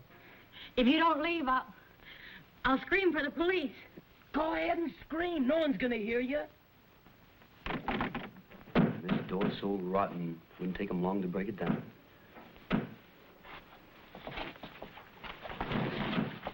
Wait a minute. What's the use, Father? Why don't you just give them the money? No. You heard what they said they'd do to her if you didn't? You don't understand. I can't. It's here. It's here? Sure, it's been here all the time. They just didn't know. Go find something to bash the door in. I'll wait here. You don't think if I handed over those kids, we'll just walk out of here, do you? They know Marty Delgado. I may be old and washed up, and I may be a joke to those kids, but they know they'd have to kill me just the same. Where is it? Where did you hide it?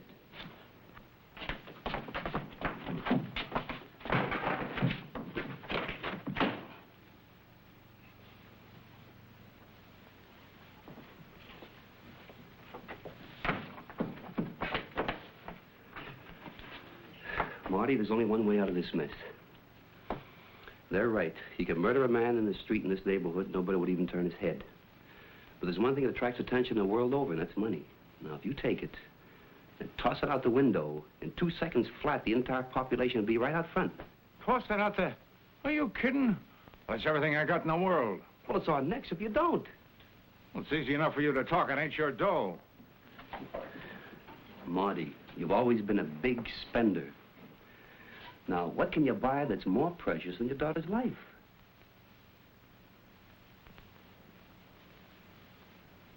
There must be some other way.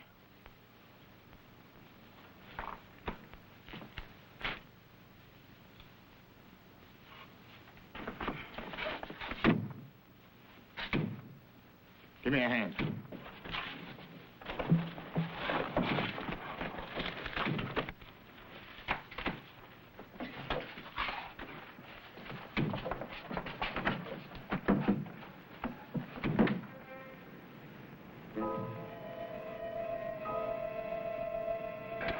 What's good money if you don't put it in circulation, huh? I always say if you're gonna do something, do it big.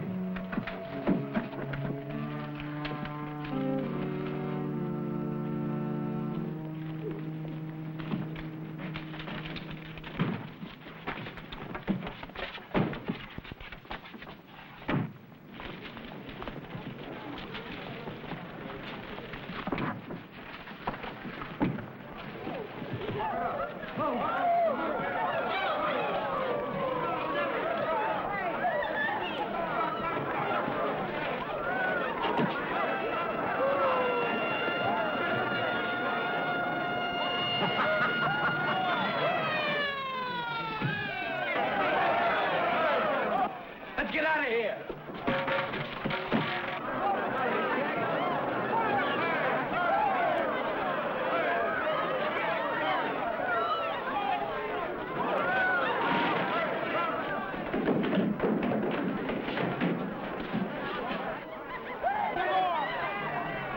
Like I said, being a freelance photographer has its moments.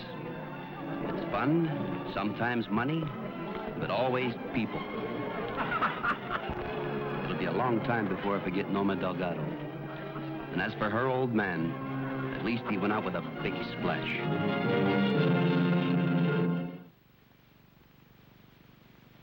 Beautiful, Michael. Just beautiful. Except... Oh, I know, Pop. Not enough light.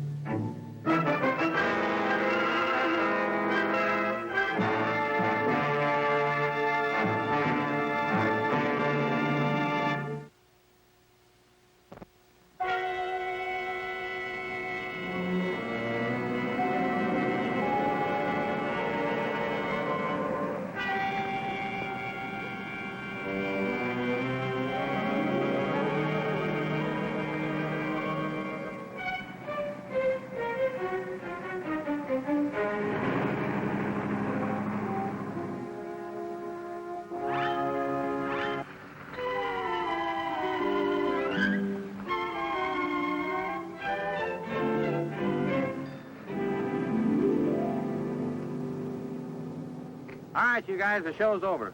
Start swinging those picks.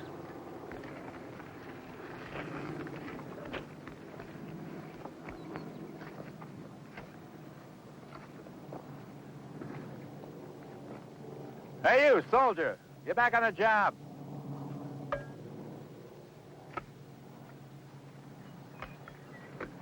little hard work will take your mind off of it. Oh, guardhouse Ravenel. I might have known it was you. Come on, it's costing the government a lot of money to make a soldier out of you. So fire me. I don't need the job. You need something. You're mighty close to getting it. Listen. Don't you crowd me, big man, because I don't like it. You've been on my back for a week. I'm not taking any more of it. You got 3 seconds to start swinging that pick. You mean like this?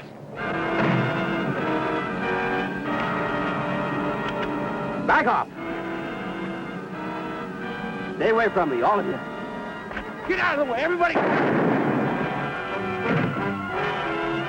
Back off.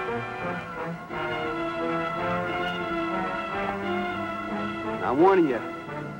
I'll kill the first guy that tries to stop me. I'll kill you.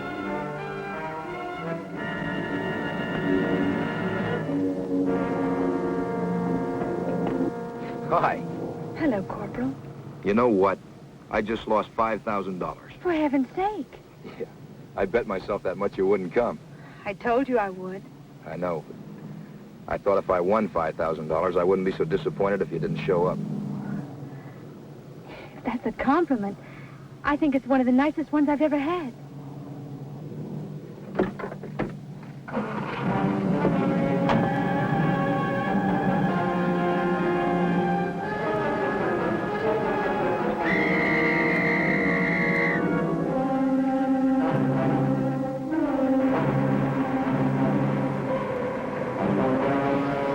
Keep driving!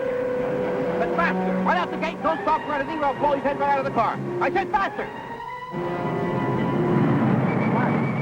Lock it up. Nobody leaves.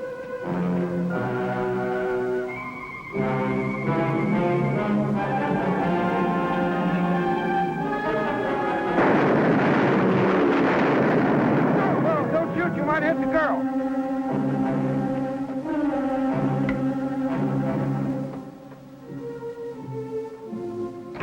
Yeah, what is it, Bud? Trouble at Fort Huachuca. Soldier named Ravenel went berserk on a work detail. Slugged an MP with a pickaxe, shot another one, got out of the camp in a red and white convertible. I'll call you back, Bill. How long ago was that? He's got a couple hours start on us. What about roadblocks? Yep, we got him on every main road. I don't know how they're going to stop him. What do you mean? The convertible belonged to a girl. Ravenel took her and another soldier along as hostages. That's how I got out of the camp. The guards couldn't take a chance on hitting the wrong people. You say he shot an MP? Yeah, he's armed. He got both their automatics. He's only been in the Army 6 months. Well, that's long enough to learn how to handle a gun. Let's check on those roadblocks. All right.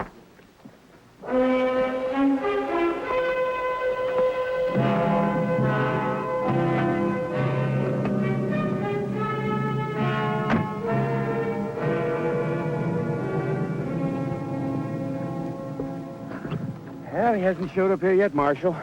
Well, we know he was headed for the border. He hasn't made it. He shot his way through a roadblock outside of Bisbee. They turned him west. Let's see, that'd be Highway 92. The border locked up. He'd have to be coming through this way. Yeah, we'll be waiting for him. But what do we do about the hostages? I got a daughter of my own, Marshal. Well, he must be low on ammunition. I'll tell you what, if he comes through here, draw his fire. But don't try to stop him. That's good with me.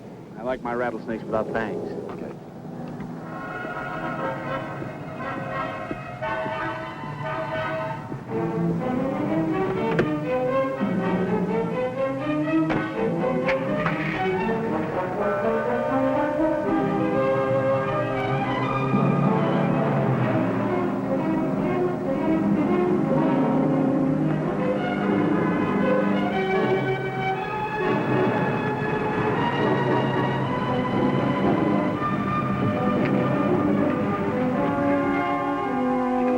This part of the country? No. I'll play it cool for the gas pump. You got that? Yeah, I got it. Well, don't lose it. If there's any trouble, she'll get it first. Good day, folks. Hot enough for you? It can get hotter. Hey, what is this? Everybody out. Come on. You two, baby, out this side.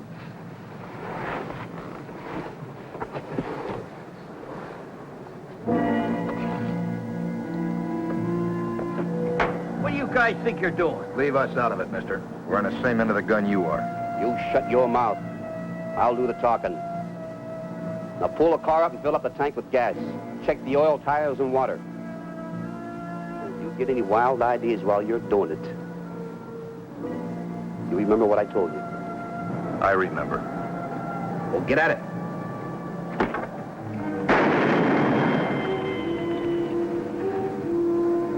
I could have put that right between your eyes. You believe that, citizen? Yeah, I believe it. Yeah. Get that car and lie down, and stay down. I told you to get at it.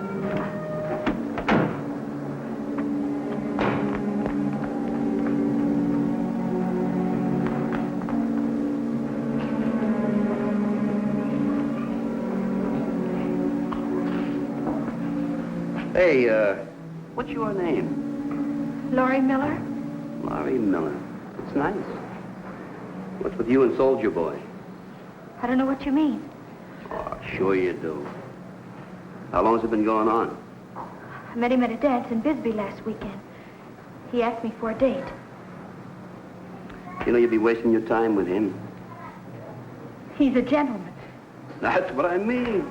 That's nothing. Now, with me, you could have yourself a drag. No, thanks. Eddie?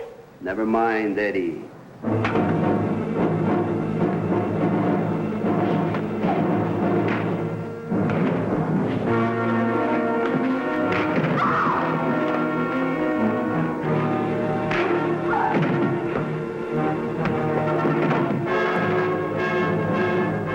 No, Eddie, don't. This gun's empty. Well, which one is it? Now, you know how you can find out? Please, Eddie, don't take a chance. Drop it.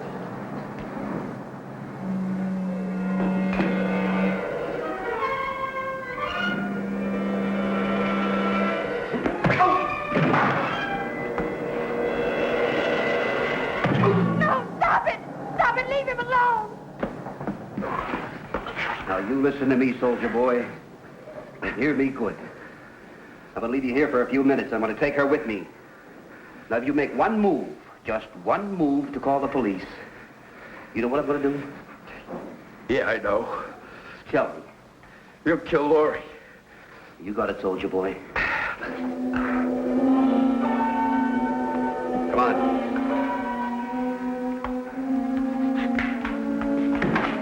Get out of the car.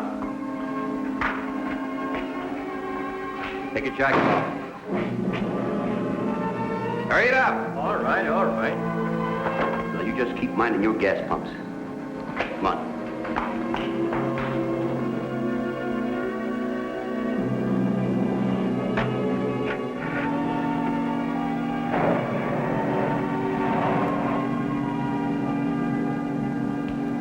Look at your head. Kid, you're hurt. I'll be okay. I'll call the sheriff. No. He's got Laurie. He'll kill her. Where's he gone? I don't know. He'll be back. We'll just have to wait. That's all. Just wait.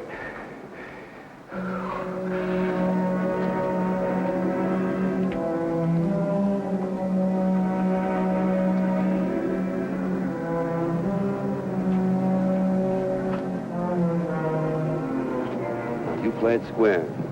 You're buying gadgets for the house or something like that. And the more you cooperate, the sooner we get back to your boyfriend.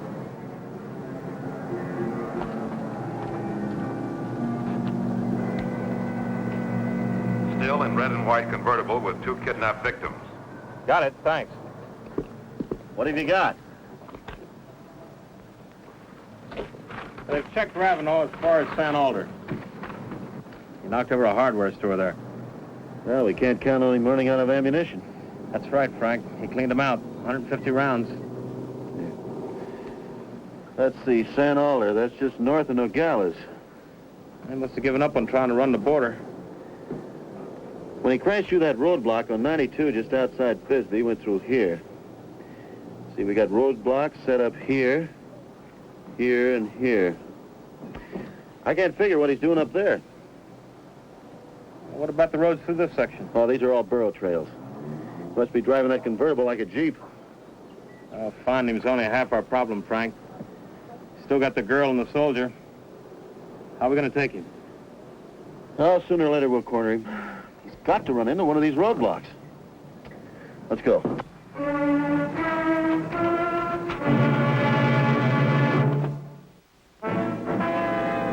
Ravenel won't hesitate to kill either or both of those hostages. He's a desperate man. He's fast. He's got a lot of tricks. We better come up with a good one this time. We've got him pinned between here and the river. And all the bridges are cut off. When he sees he can't cross that bridge, he's going to have to double back.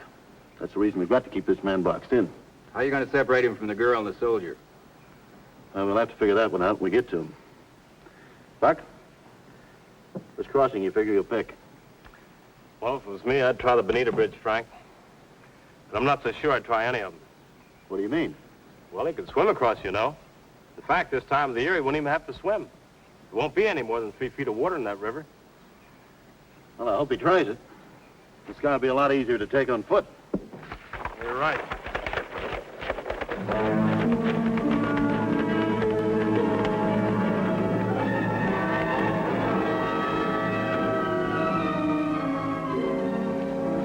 Stop the car.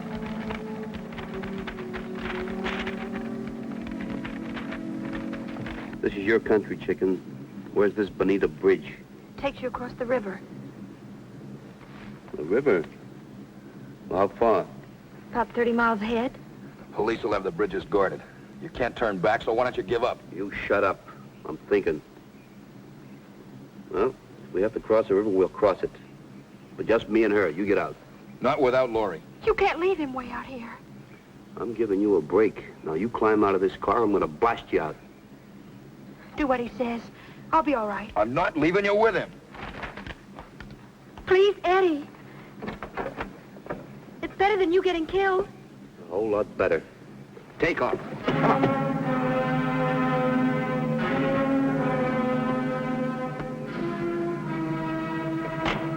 Go ahead.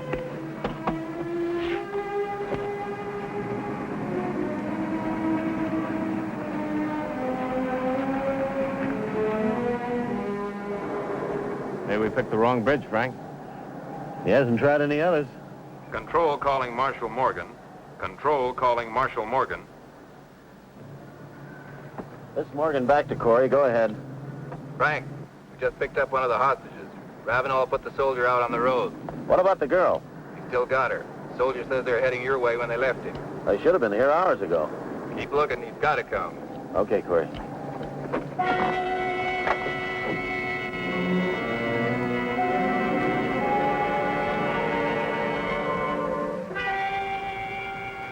Where are we? How would I know?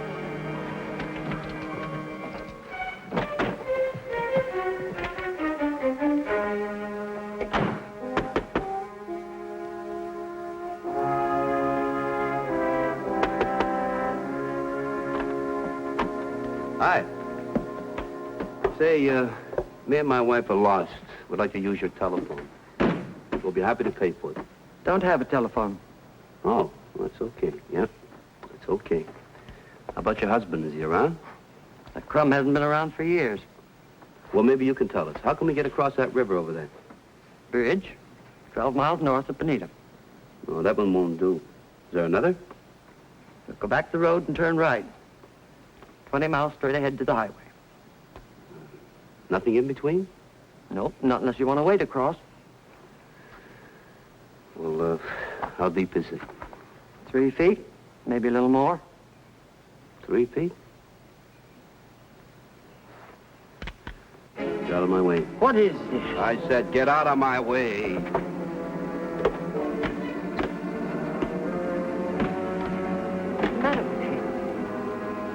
Are you in some kind of trouble, honey? Yes.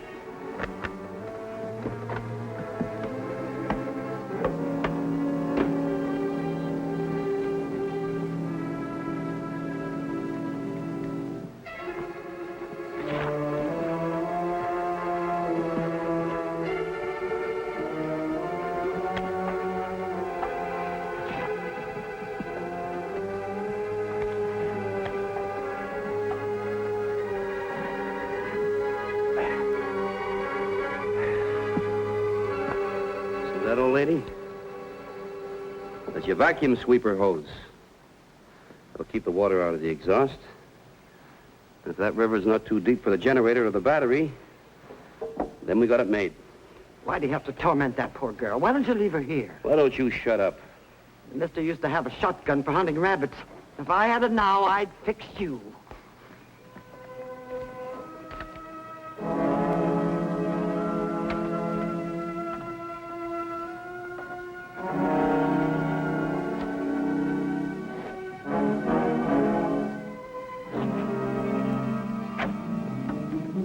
Okay, come on, let's go.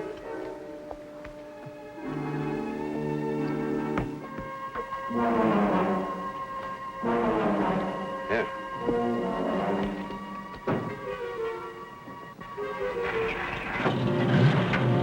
Hey. Hey! Hey, old lady! Hey!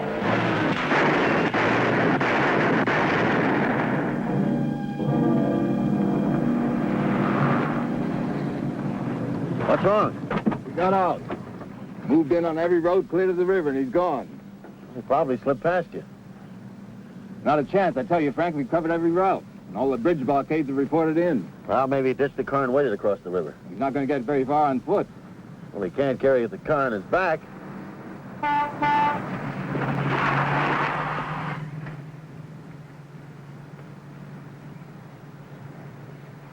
Frank? Yeah? Ravenel crossed the river with the car. Let's go.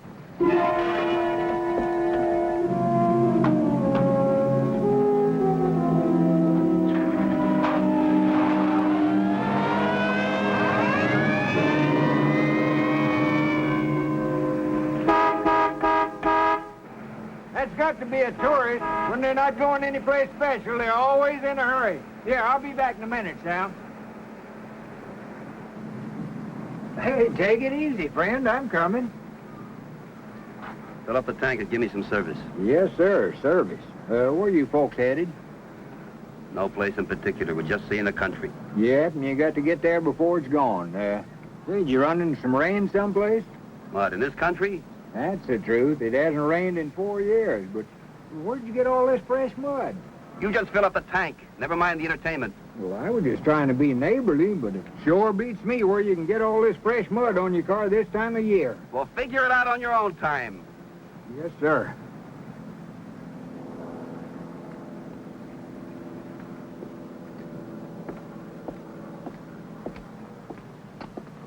I'd like to know the answer to this mud myself, mister. Where'd it come from? Well, now, look, is there a law against having mud on your car? No, but I'd like to see your driver's license anyway. Sure.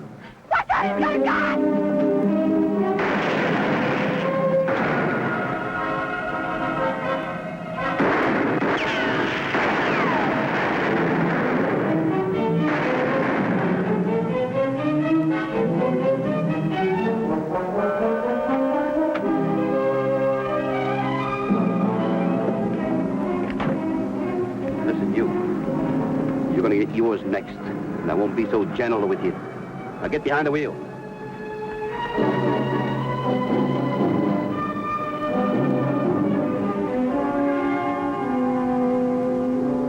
This Morgan to control. Go ahead. Ravenel just shot a deputy sheriff at Miller's service station. How bad is he hurt? He's alive, but that's all. Where's the service station? About 5 miles west of Oracle Pass. Ravenel should have been through 20 minutes ago. There's only one side road. If he takes that, he's done. It's a blind canyon. Okay, we'll check on it. Well, that does it. We'll have to shoot him out.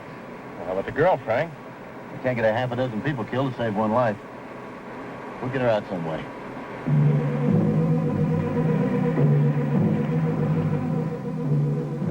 Looks like the end of the road. But this is a dead end, isn't it? I don't know. I've never been here before. Can't turn back, that's for sure. We probably have company back there by this time.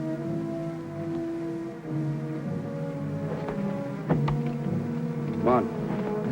We go the rest of the way on foot. Come on, come on.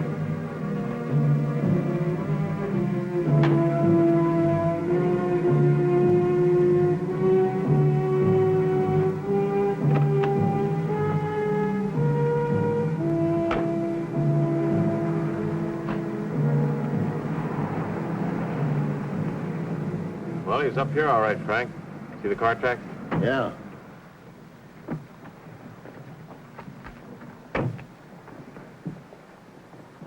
We'll have to have wings to get out of here. Yeah, we're going in after him. You can't do that, Marshal. He's still got Laurie. I know that. If we crowd him, it'll be easier to save the girl. Pete, you and Earl stay with Eddie. No matter what happens, only one of you leave him. Now, let's go.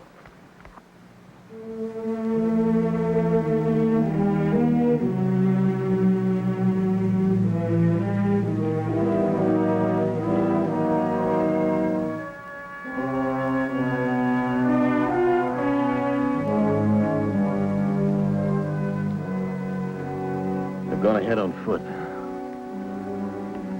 Corey, take the right. Buck, you go to the left.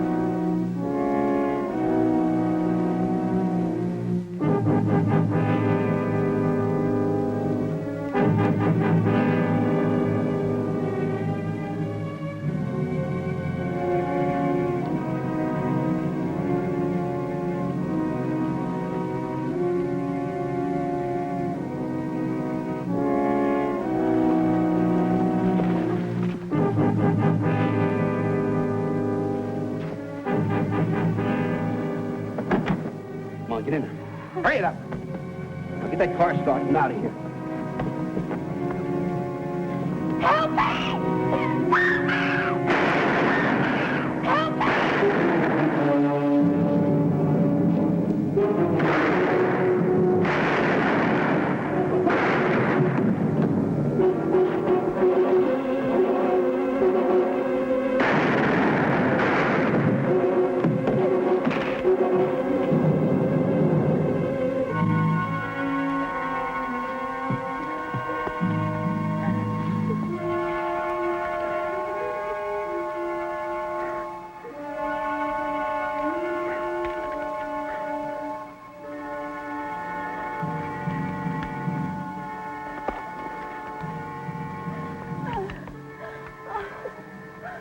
Take her back to my car. Right.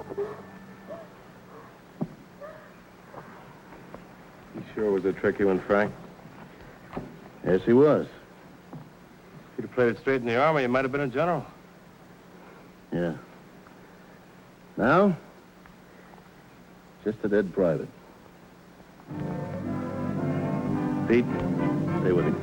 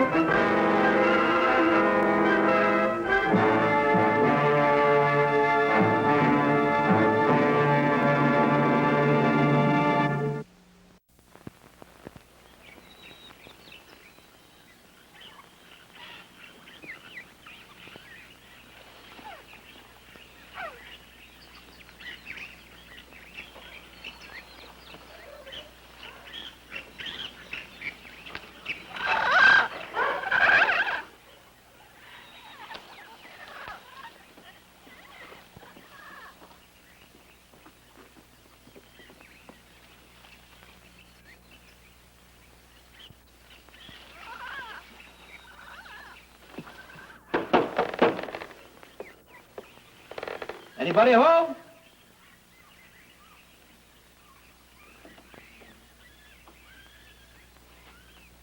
Come on in.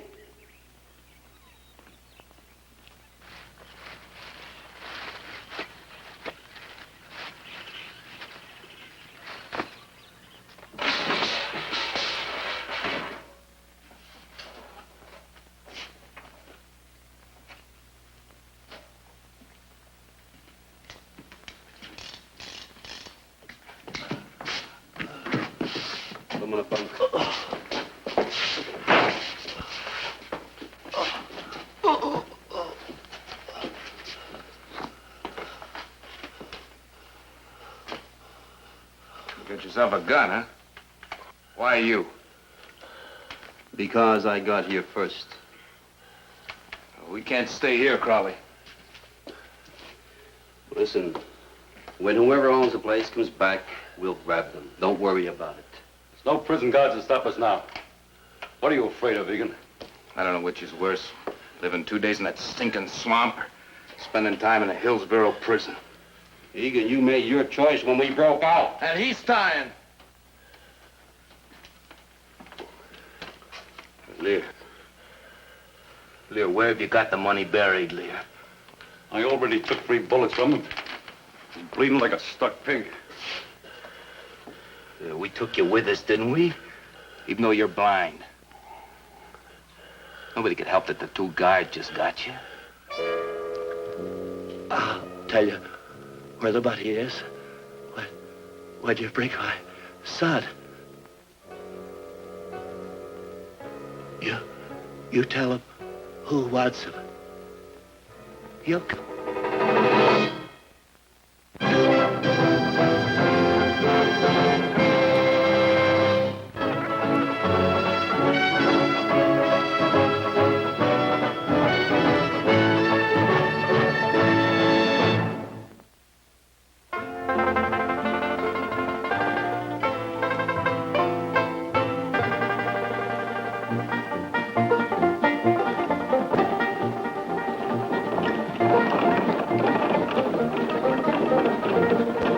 Wider. Okay. Over here. Got the one? No. That one? All right. Open up again. Move your tongue open. Move your tongue open. All right. That one. All right. Okay. All right, it's got to come up, Granny. That's very simple. We're going to tie a string to one end of the tooth and then to the doorknob here, set you back there, slam the door. No, Skipper. The tooth feels fine now. Now, listen, Carney, I've been hearing that for 3 weeks now, and I'm sick and tired of being kept awake while you moan away in your cabin. Well, I don't hanker for no doorknob if you're pulling out my tooth. I'll go see a doc right now. We don't have the time. I got a cargo to deliver at Grover's Junction by nightfall. Oh, you bit me! Mr. Blake! Don't look at me. You've been keeping me awake, too. Let me keep the tooth. I'll have it out when we get back. It's not bad. Maybe it's better. Get off this boat. You're going to have that tooth out right here and now. Well, you just said you couldn't wait. Yeah, well, I'll manage without you. I'll pick you up here tomorrow morning. I have to. Yes, you have to. He's right, Carney. You're making the whole crew nervous. Yes. Look, it's the only tooth that ever gave me any trouble, and I don't want to be hasty about having it out. Get up that plank. Bye-bye. See you tomorrow, Carney. You're going with him. What are you saying? And you're staying with him. Now, when I see him in here tomorrow morning, I want that tooth out and no ifs, ands, or buts. I'm making you responsible. It's just dandy. Yeah, well, it's going to be dandy if I get a good night's sleep for a change. All right, better cast off all this plank. Never look back. It's bad luck. I tell you, I'm feeling no pain. Oh, yeah? Look, it's easy for a fella to get somebody else's tooth. Oh, pulled. shut up. Oh, now you're mad at me, are you? I'm burning up. You imagine me a master pilot playing nursemaid to a yellow-bellied engineer? Oh, just a minute, Mr. Blake. Them is kind of harsh words. Would you care for a poke in the nose? I would only care to get you to a doctor, and I'm going to poke you on the nose unless you get me the dose. I don't feel no more pain. I suppose it was all a figment of your imagination. Now you hit the nail right on the head. I don't think I'll need a doctor after all. The heck you don't. Come on. No, I'm not trying to argue. Let's stop in and have just one little drink. Carney. Just to calm my nerves. Carney, that is not going to do you any good. No, I'm not trying to weasel out. Just one little friendly drink, that's all. One. This way. Bartender, refreshment for a couple of gentlemen. Whiskey.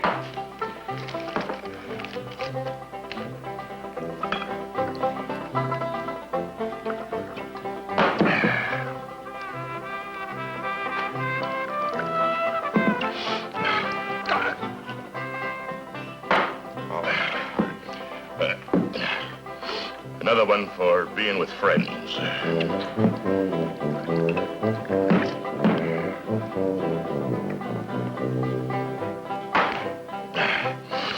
And another one for being kind enough to accompany me. Carney, if you think you're getting me drunk, you're off your rocker. No such thing crossed my mind, Mr. Blake. Sure. Oh, look at all that beautiful whiskey. Let me see that tooth, huh? Which one is it? I don't remember. Ain't that something? Let's have another one for cheers. Well, just another one. I tell you what, here's to Captain Holden, the best old captain on the Mississippi. Here.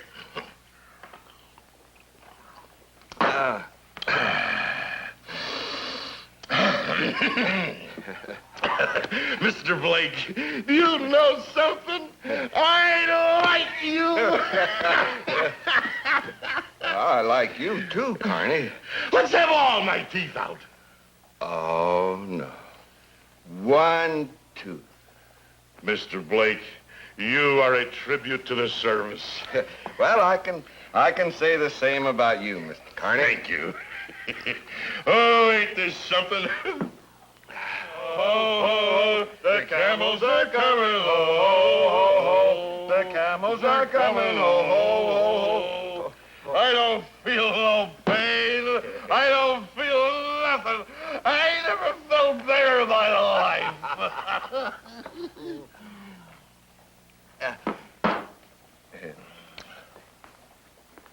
Where did you say the doctor is? Just around the corner. Do you think he can make it? It's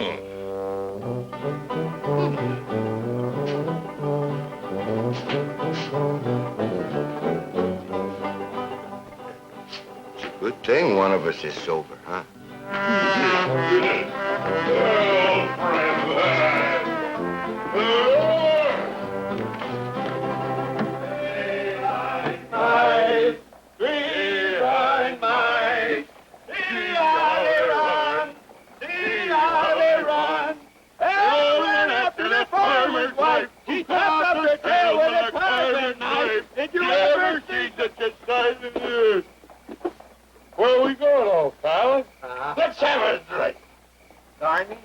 gonna get you fixed up right now.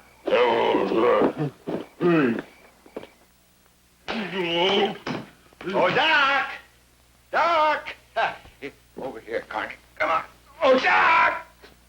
No. I got a customer for you, Doc. Hey! Ship ahoy! How do you like that, Carney? Nobody around. Well, that tooth has got to come out, Carney.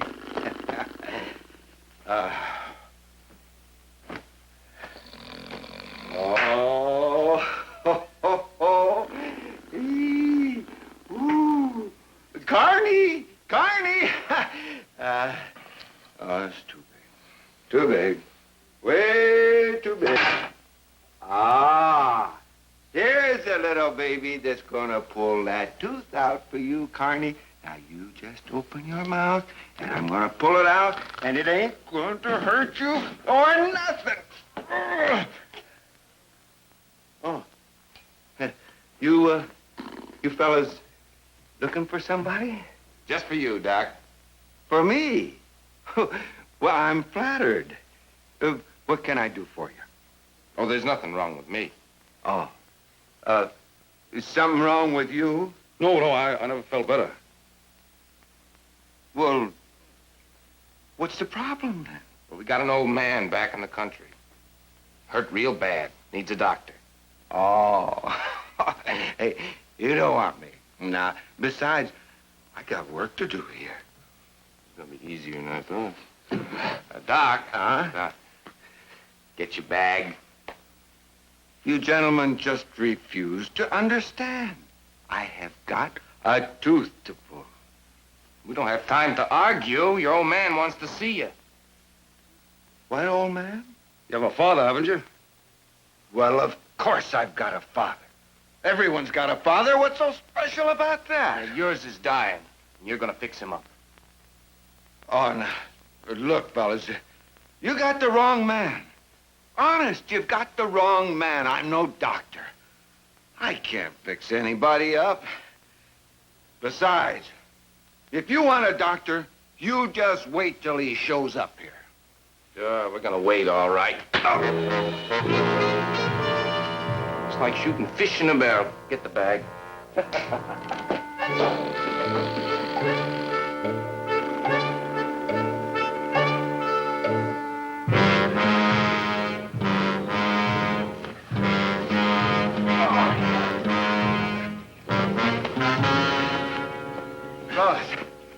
Fellas, now wait. Look, I am no doctor. You want a doctor, send for one. If we're wrong, Egan, we don't go back. We don't have that much time. Lear might be dead even now. Lear? Who's Lear? We know who he is. He's your old man. That's where we're taking you, Doc.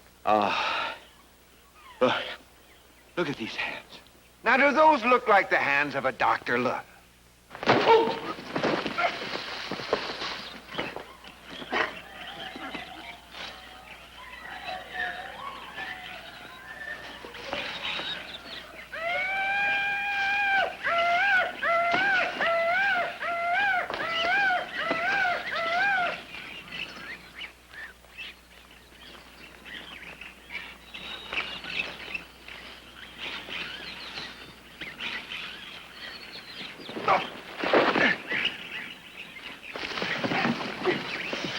Don't do that again, mister. You'll be sorry. Now, we'll take a nice, peaceful walk.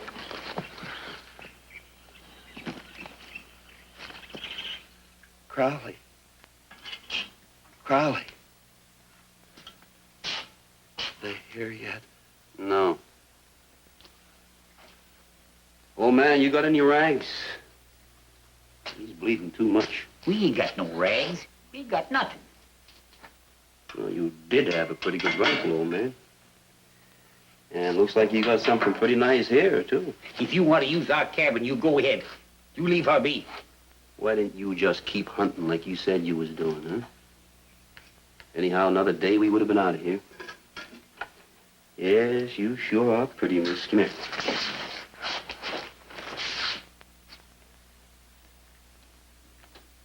You treat me like That was something pretty bad. I'm not so bad if you act friendly.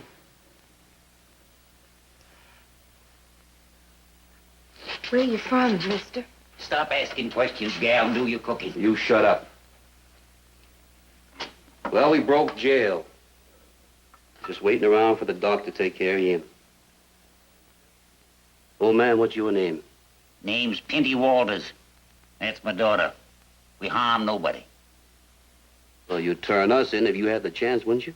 We're poor as church mice. We just want to be let alone. You mean you like living like this?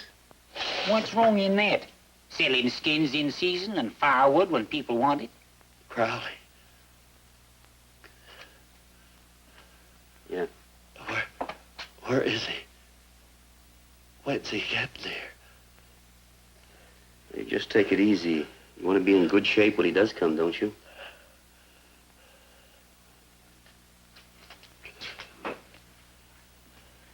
Like you said, you rest easy, Mr. Lear. They ain't far off. They'll be here in no time. That's done too soon, girl. Done too soon. My name's Lisa. Lisa. There they are. They're coming, Lear.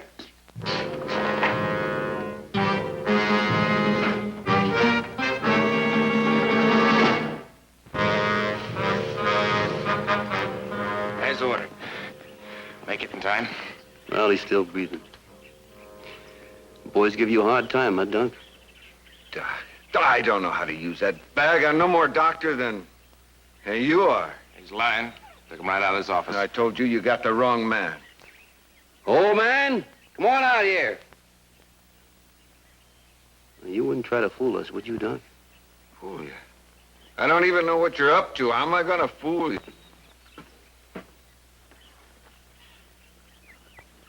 Old man, do you know the people down at Killian Station? Ought to. Been living here for 20 years. Well, you look at him and tell me if he's Doc Lear. Never saw him before in my life. I told you. You got the wrong man. You do that once again, and I'll kill you. You just feel lucky I haven't already killed you. Are these fellas? Who are they? He broke out of the jail at Hillsborough. You better do what they tell you, or somebody's going to get hurt. Nah. Nobody's going to get hurt, old man. Mister, we just want you to do a favor for us, and then we'll let you go. Who are you? Well, I'm the pilot on the riverboat Enterprise. And if anybody's got a favor coming to him, it's me. After what you fellas put me through. Yeah, that's too bad. We inconvenienced you like that. But you see, there's a man dying in there. And all he's been asking is to see his son before he dies. The favor we want you to do is go in there and just sit down and listen to him talk. That's all. You just sit there and listen to him. And after it's all over, we'll go our way and you go yours. What guarantee? Well, no guarantee, just our word. But we've got nothing to do with you, mister. Well, he'll know I'm not his son. Nah, he's blind. He hasn't seen his son for 15 years. Please, all we ask you to do is a favor for a dying man. Do it, mister. You can't save the old man's life now. He's too far gone. But you might be saving ours. All I wanted to do was get a friend's tooth pulled. All right. All right. You stay here. You're pretty smooth, ain't you? Well, you have to be for $100,000. Like I've always said. You can't do a thing one way, there's always another. Give me the bag. You two keep your eye on that old man.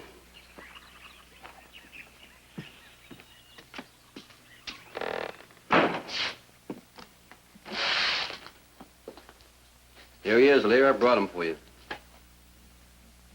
You there, son? Speak up. Let me look at your wounds here. Never mind my wounds. Get out, Crowley. Oh, Lear, I'm a friend of yours. I said get out.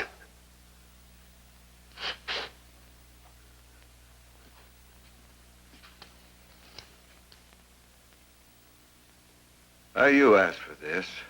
Go on, do what he says.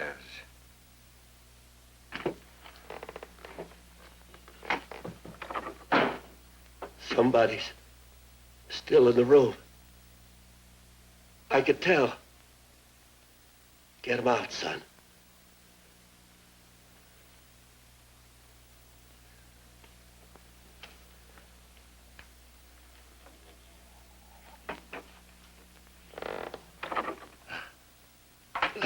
Let me feel your face.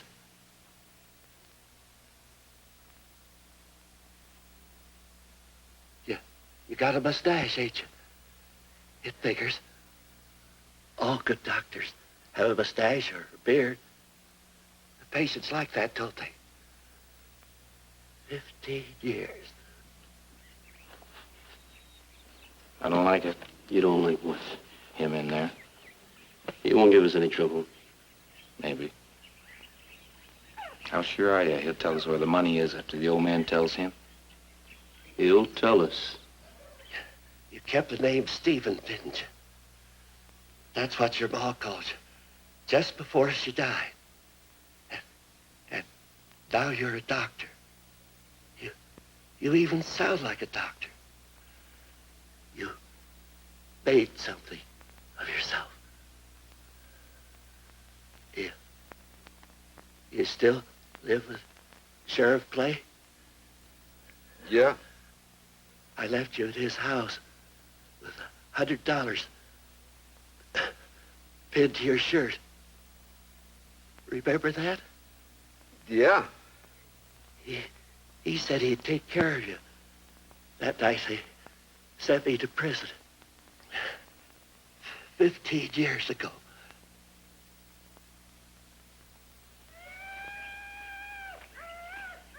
I can't figure you out, mister. Why are you trying to fool a dying man? You keep asking questions like that, old man, you ain't gonna live long enough to find out. How long we waiting? Till I say. Here.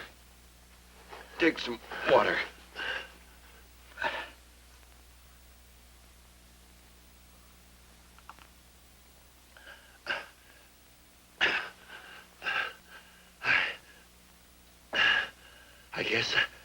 I guess I'm the last of a breed. Never made much of my life, except leaving you to the world to be something. Isn't that right, son? I don't expect no love from you. I just wanted to see you once more before I die. That's why I lied to him. To have him get me out of that jail. I let him think the story was true. The story? What story? That before I was caught, I buried $100,000. I never did. It was all a lie. All of it. But I let him think I had. All these years.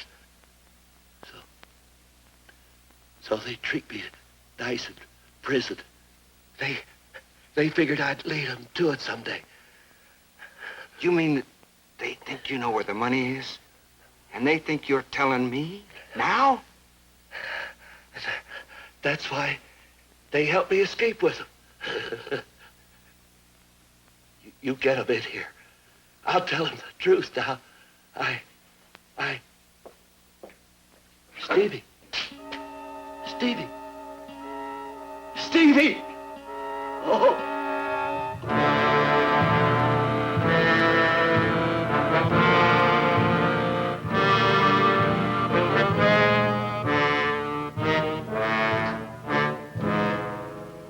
That's what he told you, huh? There never was any money, Crowley. He just told you that story so you'd help him get out of prison. He only wanted to see his son. Looks like you fell for it. You're lying, mister. Look, he was going to tell you himself. I was coming for you. Real convenient. Him dying? Think we're gonna let you walk out of here knowing where $100,000 is buried? That story was never true. How come it was for 15 years? I'm telling you the truth. Oh, you're good. You're a real good liar. With $100,000, you don't have to go back to that boat of yours, do you? Just live like a gent with velvet collars, doe-skin shoes, fancy hotels in San Francisco, maybe, or even a trip to Europe. Yes, sirree, $100,000 can go a long way, can it? Tie that on a rafter. It would be worth lying for, wouldn't it, mister? I'm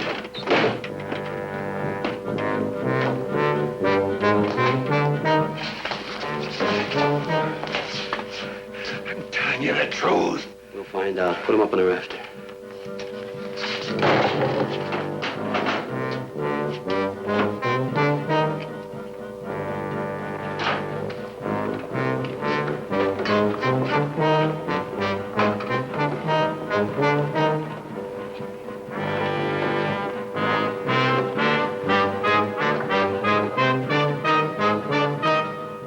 Up. Tell him where the money is, mister. I can't. There is no money. Get back here. Get back, all of you. Oh. Get moving, you. Run.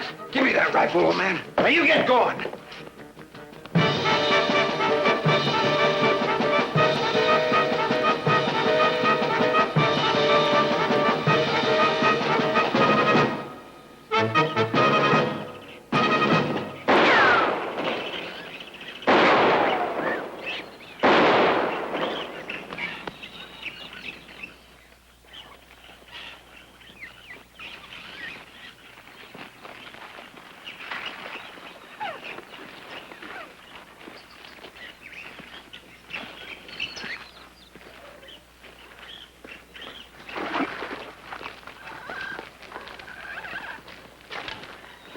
Let's not press our luck, son. Better we lose them. Well, we're going to have to deal with them sometime. They don't know this swamp like I do. Let's go through there.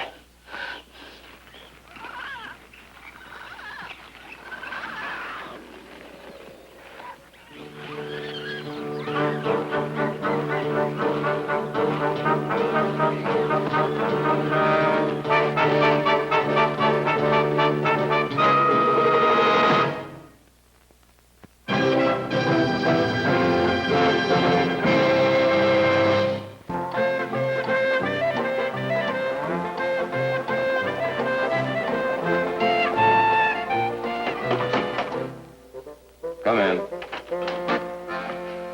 It's me. Oh, you got through that, huh? Oh. What do you mean, no? Where you been? I don't know. You don't know? Where's Blake? I thought he'd be waiting for me here. Waiting for you. He's supposed to stay with you. Well, the tooth don't hurt no more. It's just my head. Ooh, you've been drinking, have you?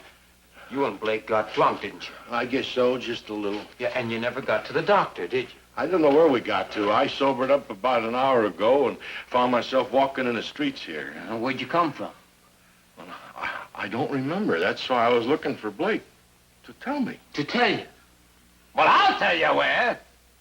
The minute I turn my back, Blake goes out with a dame on each arm. You were out looking for dames, weren't you? I don't remember seeing none. Boy, a couple of drunken bums I hired are on my boat. We're gonna go out and find him. Oh, my head feels like it's coming off. Yeah, and that's the next step. Go! Let's go! Go!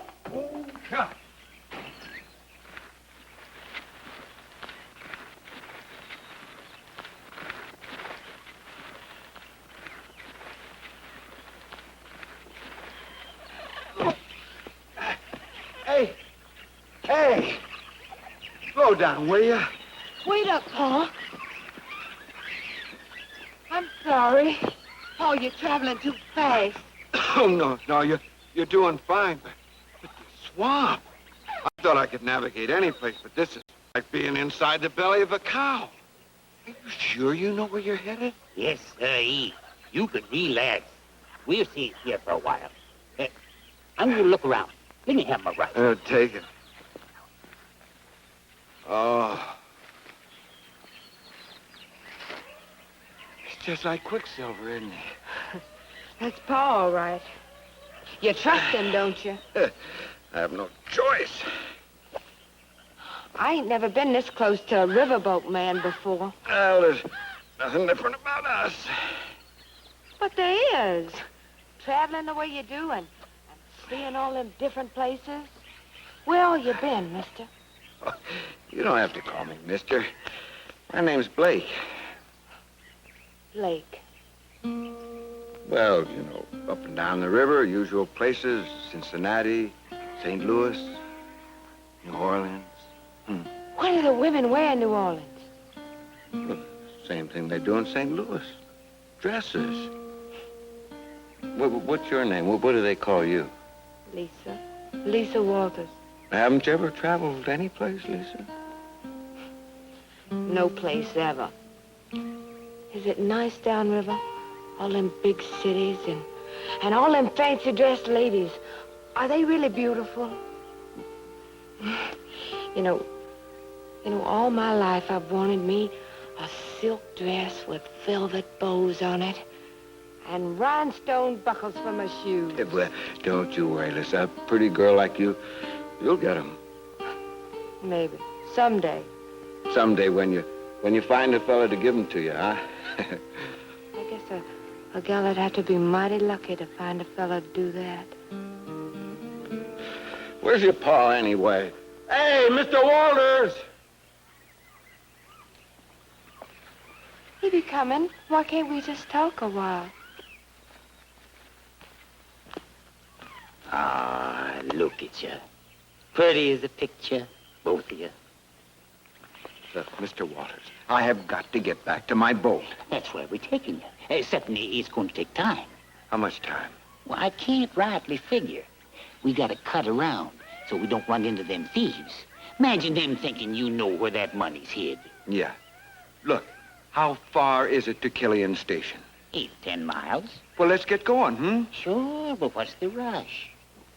Lisa, look, can you make your pa understand? I'm in an awful hurry. We don't want to get caught with them thieves, do we? I'm not arguing that. Then I'll take you to the abandoned mine up at Sands Point. We got victuals up there. Cache them for when we go hunting. You ain't married, are you, mister? Married? You ain't answered him. No. Wait till you eat Lisa's apple pie. Best little old cook you ever seen in all your born days. Can't we get going now? Sure enough, I know your problem. Lead the way, boy, right through there.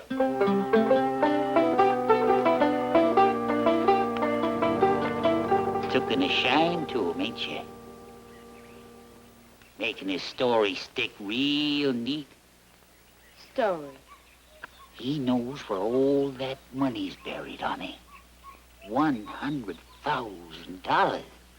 How do you know? Got a hunch. Now, there's no better man I could get for you, except one that knows where all that cash is hid. Pa, that ain't what I want. I know it ain't. You're a woman. Hey, you coming? Be right with you. You're my only child. You deserve the best. Now, I'm getting it for you. I just like him, Pa. I never met a riverboat man before. Then just keep up your soft talk and be a lady. But he wants to get back to his boat. Except I ain't taking him. I'm going to keep him right here till you win his heart. Well, how you gonna hold him? Easy. He can't find his way back to the river, and he knows it. Hey, Mr. Walters, come on. $100,000. But, Pa, you could be wrong. Maybe he don't know where that money's hid. What have we got to lose either way? He's working, ain't he? Hey, Mr. Walters, what's holding you up? Stop hollering. Them fellas are near here. They'll hear us. All right, but what are you doing back here? I thought I heard something. No, nothing at all. Let's go.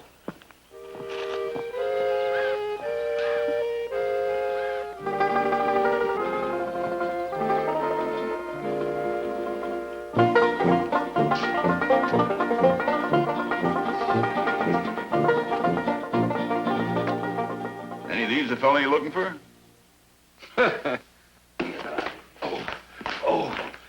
I'm so tired I'm breathing from memory. We've looked in every saloon and every shack along the waterfront, Mr. Clay. I told you he had nothing to do with women. Why don't you shut up? Somebody must have seen him. What do he look like? Well, he's kind of dapper, stocky fella, wears a mustache. He's wearing a pilot's cap and a peacoat. Wait a minute. Would these belong to him? Where'd you find these? Up at Doc Lear's house. Want one up there to turn out the lights? I thought you said you didn't get up at the Doc's house. I don't remember. You don't remember. Well, let's go see him. Wait a minute. That won't do any good. The Doc's out of town. Went to Natchez yesterday to a medical society meeting. I put him on the Southern Star myself. Southern Star. Doesn't matter which boat he took. I'm more interested in how these things got up at the docks. Well, I don't know. Maybe he was kidnapped or something. Kidnapped? Who'd want to pay ransom for Blake? Pilots are a dime a dozen. Not a pilot like Mr. Blake. Oh, just an idea. Yeah, like the rest of your ideas. Like the idea of you and Blake getting drunk. Go on, Connie, let's get out of here. Sorry to have bothered you, Mr. Clay. No bother at all. It's all a part of my job. Yeah.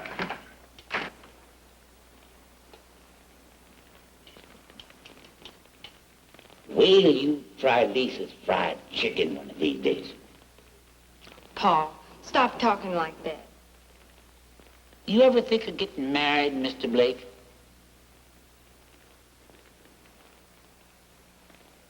I'll let you two alone for a while.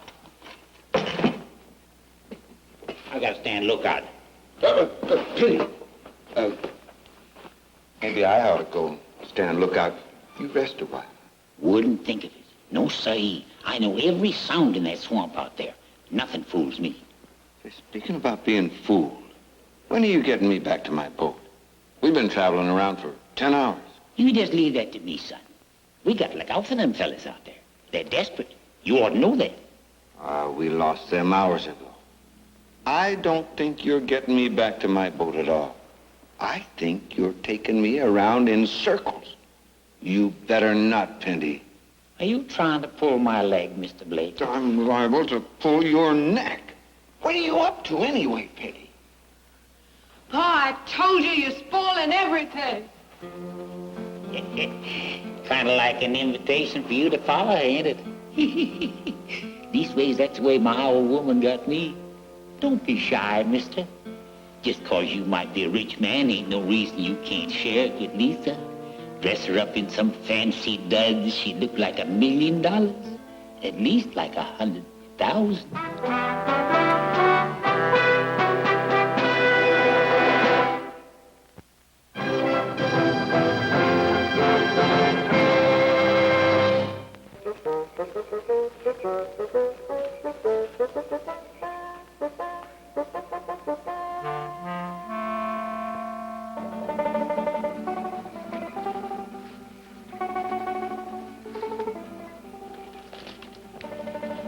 Lisa, I'm sorry.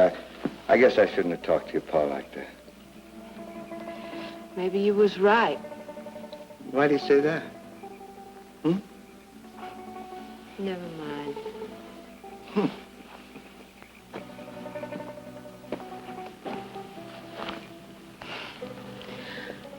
I just didn't want Pa to say all them things to you about my cooking and being pretty and such. I don't know much about your cooking, but... Oh, he was right about you being pretty. Blake, I gotta tell you something. I mean about Pa and me. Well, what? Tell me what, Lisa? Well, Pa, he...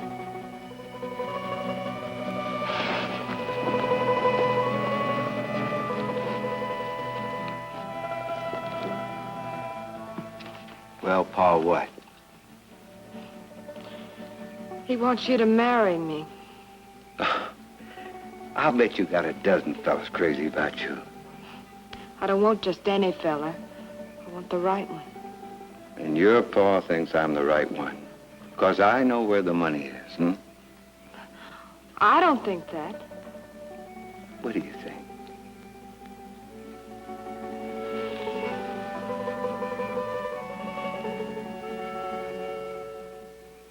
Well, Didn't think you could do it, honey. But by gum, you did. Landed yourself an educated fella, just like you always wanted to. Congratulations. And now that it's all in the family, will you tell us where that cash is hid, Mr. Blake? Pa, I don't want the money. Money never hurt nobody, honey. Boy, I knowed you had it. Knowed you had it all along. You fooled them fellas back there, didn't you? Yeah, I fooled him, Penny. I fooled him. I guess you thought I wanted to keep that money all to myself, huh? But it's a long way upriver. You're going to have to get me back to my boat so we can get at it at all. Where upriver? It's in an iron box, buried on Swog's Point, under the water wheel. $100,000. Now, can we get going, Pindy? Sure enough, but you better douse that fire so nobody know we've been here. I told you, didn't I, honey?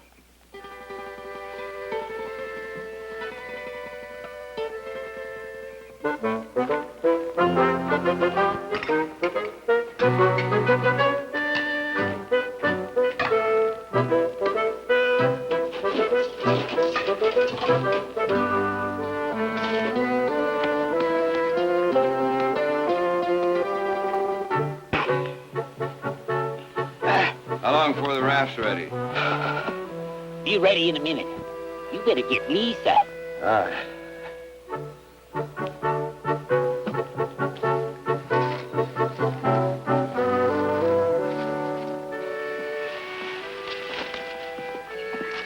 Lisa.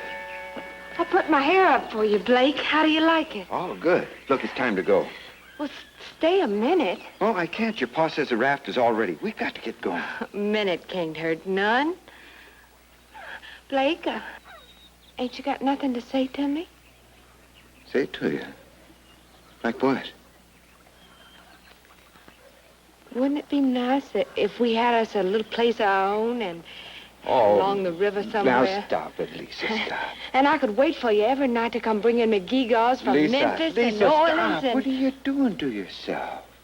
Look, you're just a young girl, and you've got a lot of growing up to do before you think about getting married. Now, you know I'm fond of you, but I don't love you. I know it. But, I reckon I knowed it all along. But then, what are you doing this to yourself? A gal's got to have a dream. Doesn't she? What'd he do to you, Lisa? Nothing. He just told me the truth. That he didn't love me. What about that bad money? There never was any money, Pindy. No, money? Not a dime. But you're willing to hock your only daughter to get your filthy mitts on her, weren't you? I done it for her as well as for No, me. quit trying to weasel out of it. What kind of a father are you, anyway? I ain't weaseling. I didn't just pick anybody. I picked a fella like you, didn't I? Yeah, you did. Now, look, you go on and find your daughter and apologize to her. Go on.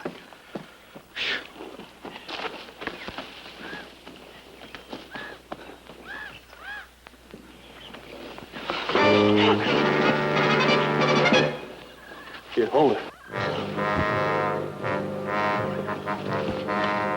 Drop the rifle. Drop it! You want that girl alive, you better get us to the money and do it right now. What then? You just worry about the girl. There is no money, Crowley. Mister, you have 5 seconds. All right. You know Sands Point? Where's that? It's an old abandoned mine. Lear buried the money there. Where's there? Well, if I told you that, you wouldn't need me then, would you, Crowley? All right. You lead the way. Come on.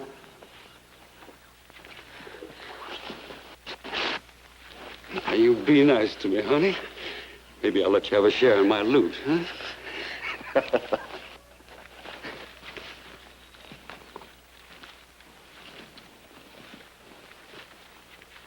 We just come from the mine. Maybe you get us back there. You said there was no money. Time, Penny. We need time.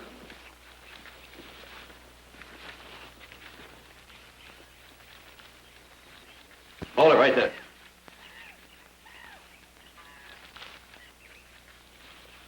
Clyde, watch the girl and the old man. You move, come on. Now, don't worry, honey. I'll take good care of him. Oh, stop being brave, old man. You trade over a bottle of whiskey. Come on, mister, where is it? Well, it's in this tunnel someplace, about 60 feet. Laird died before he could tell me exactly where it was. Just have to look for it around in here. Hey, here it is!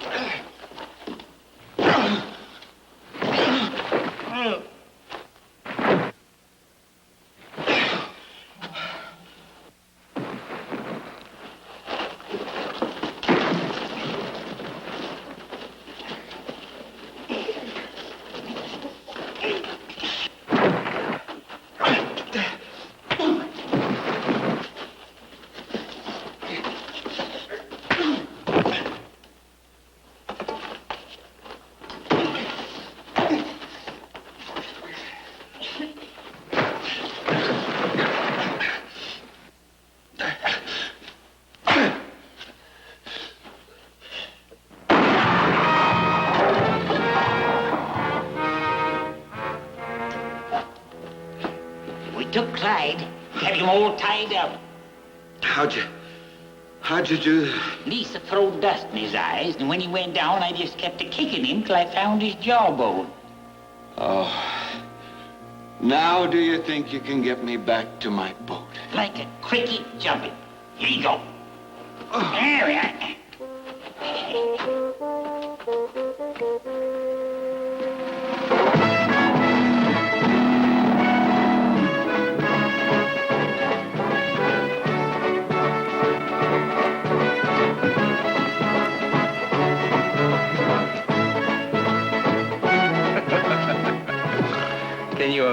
Can you imagine anybody kidnapping you?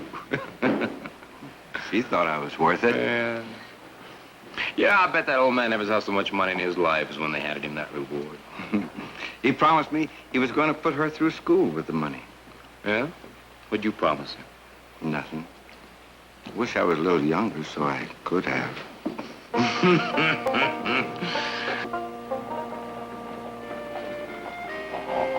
Stop fretting, honey.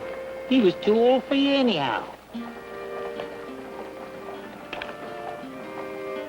Pa, you think maybe I could get me a new dress? Trouble with women. Always worrying about clothes. How about a hat to go with it?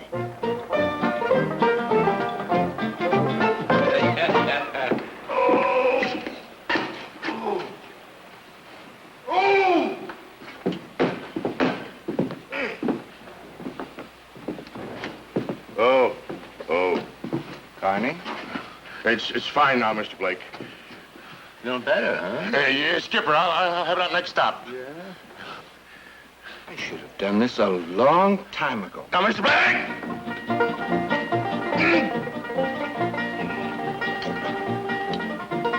Oh. Now, why didn't you do that before and save me all this trouble? Save him all this trouble? No!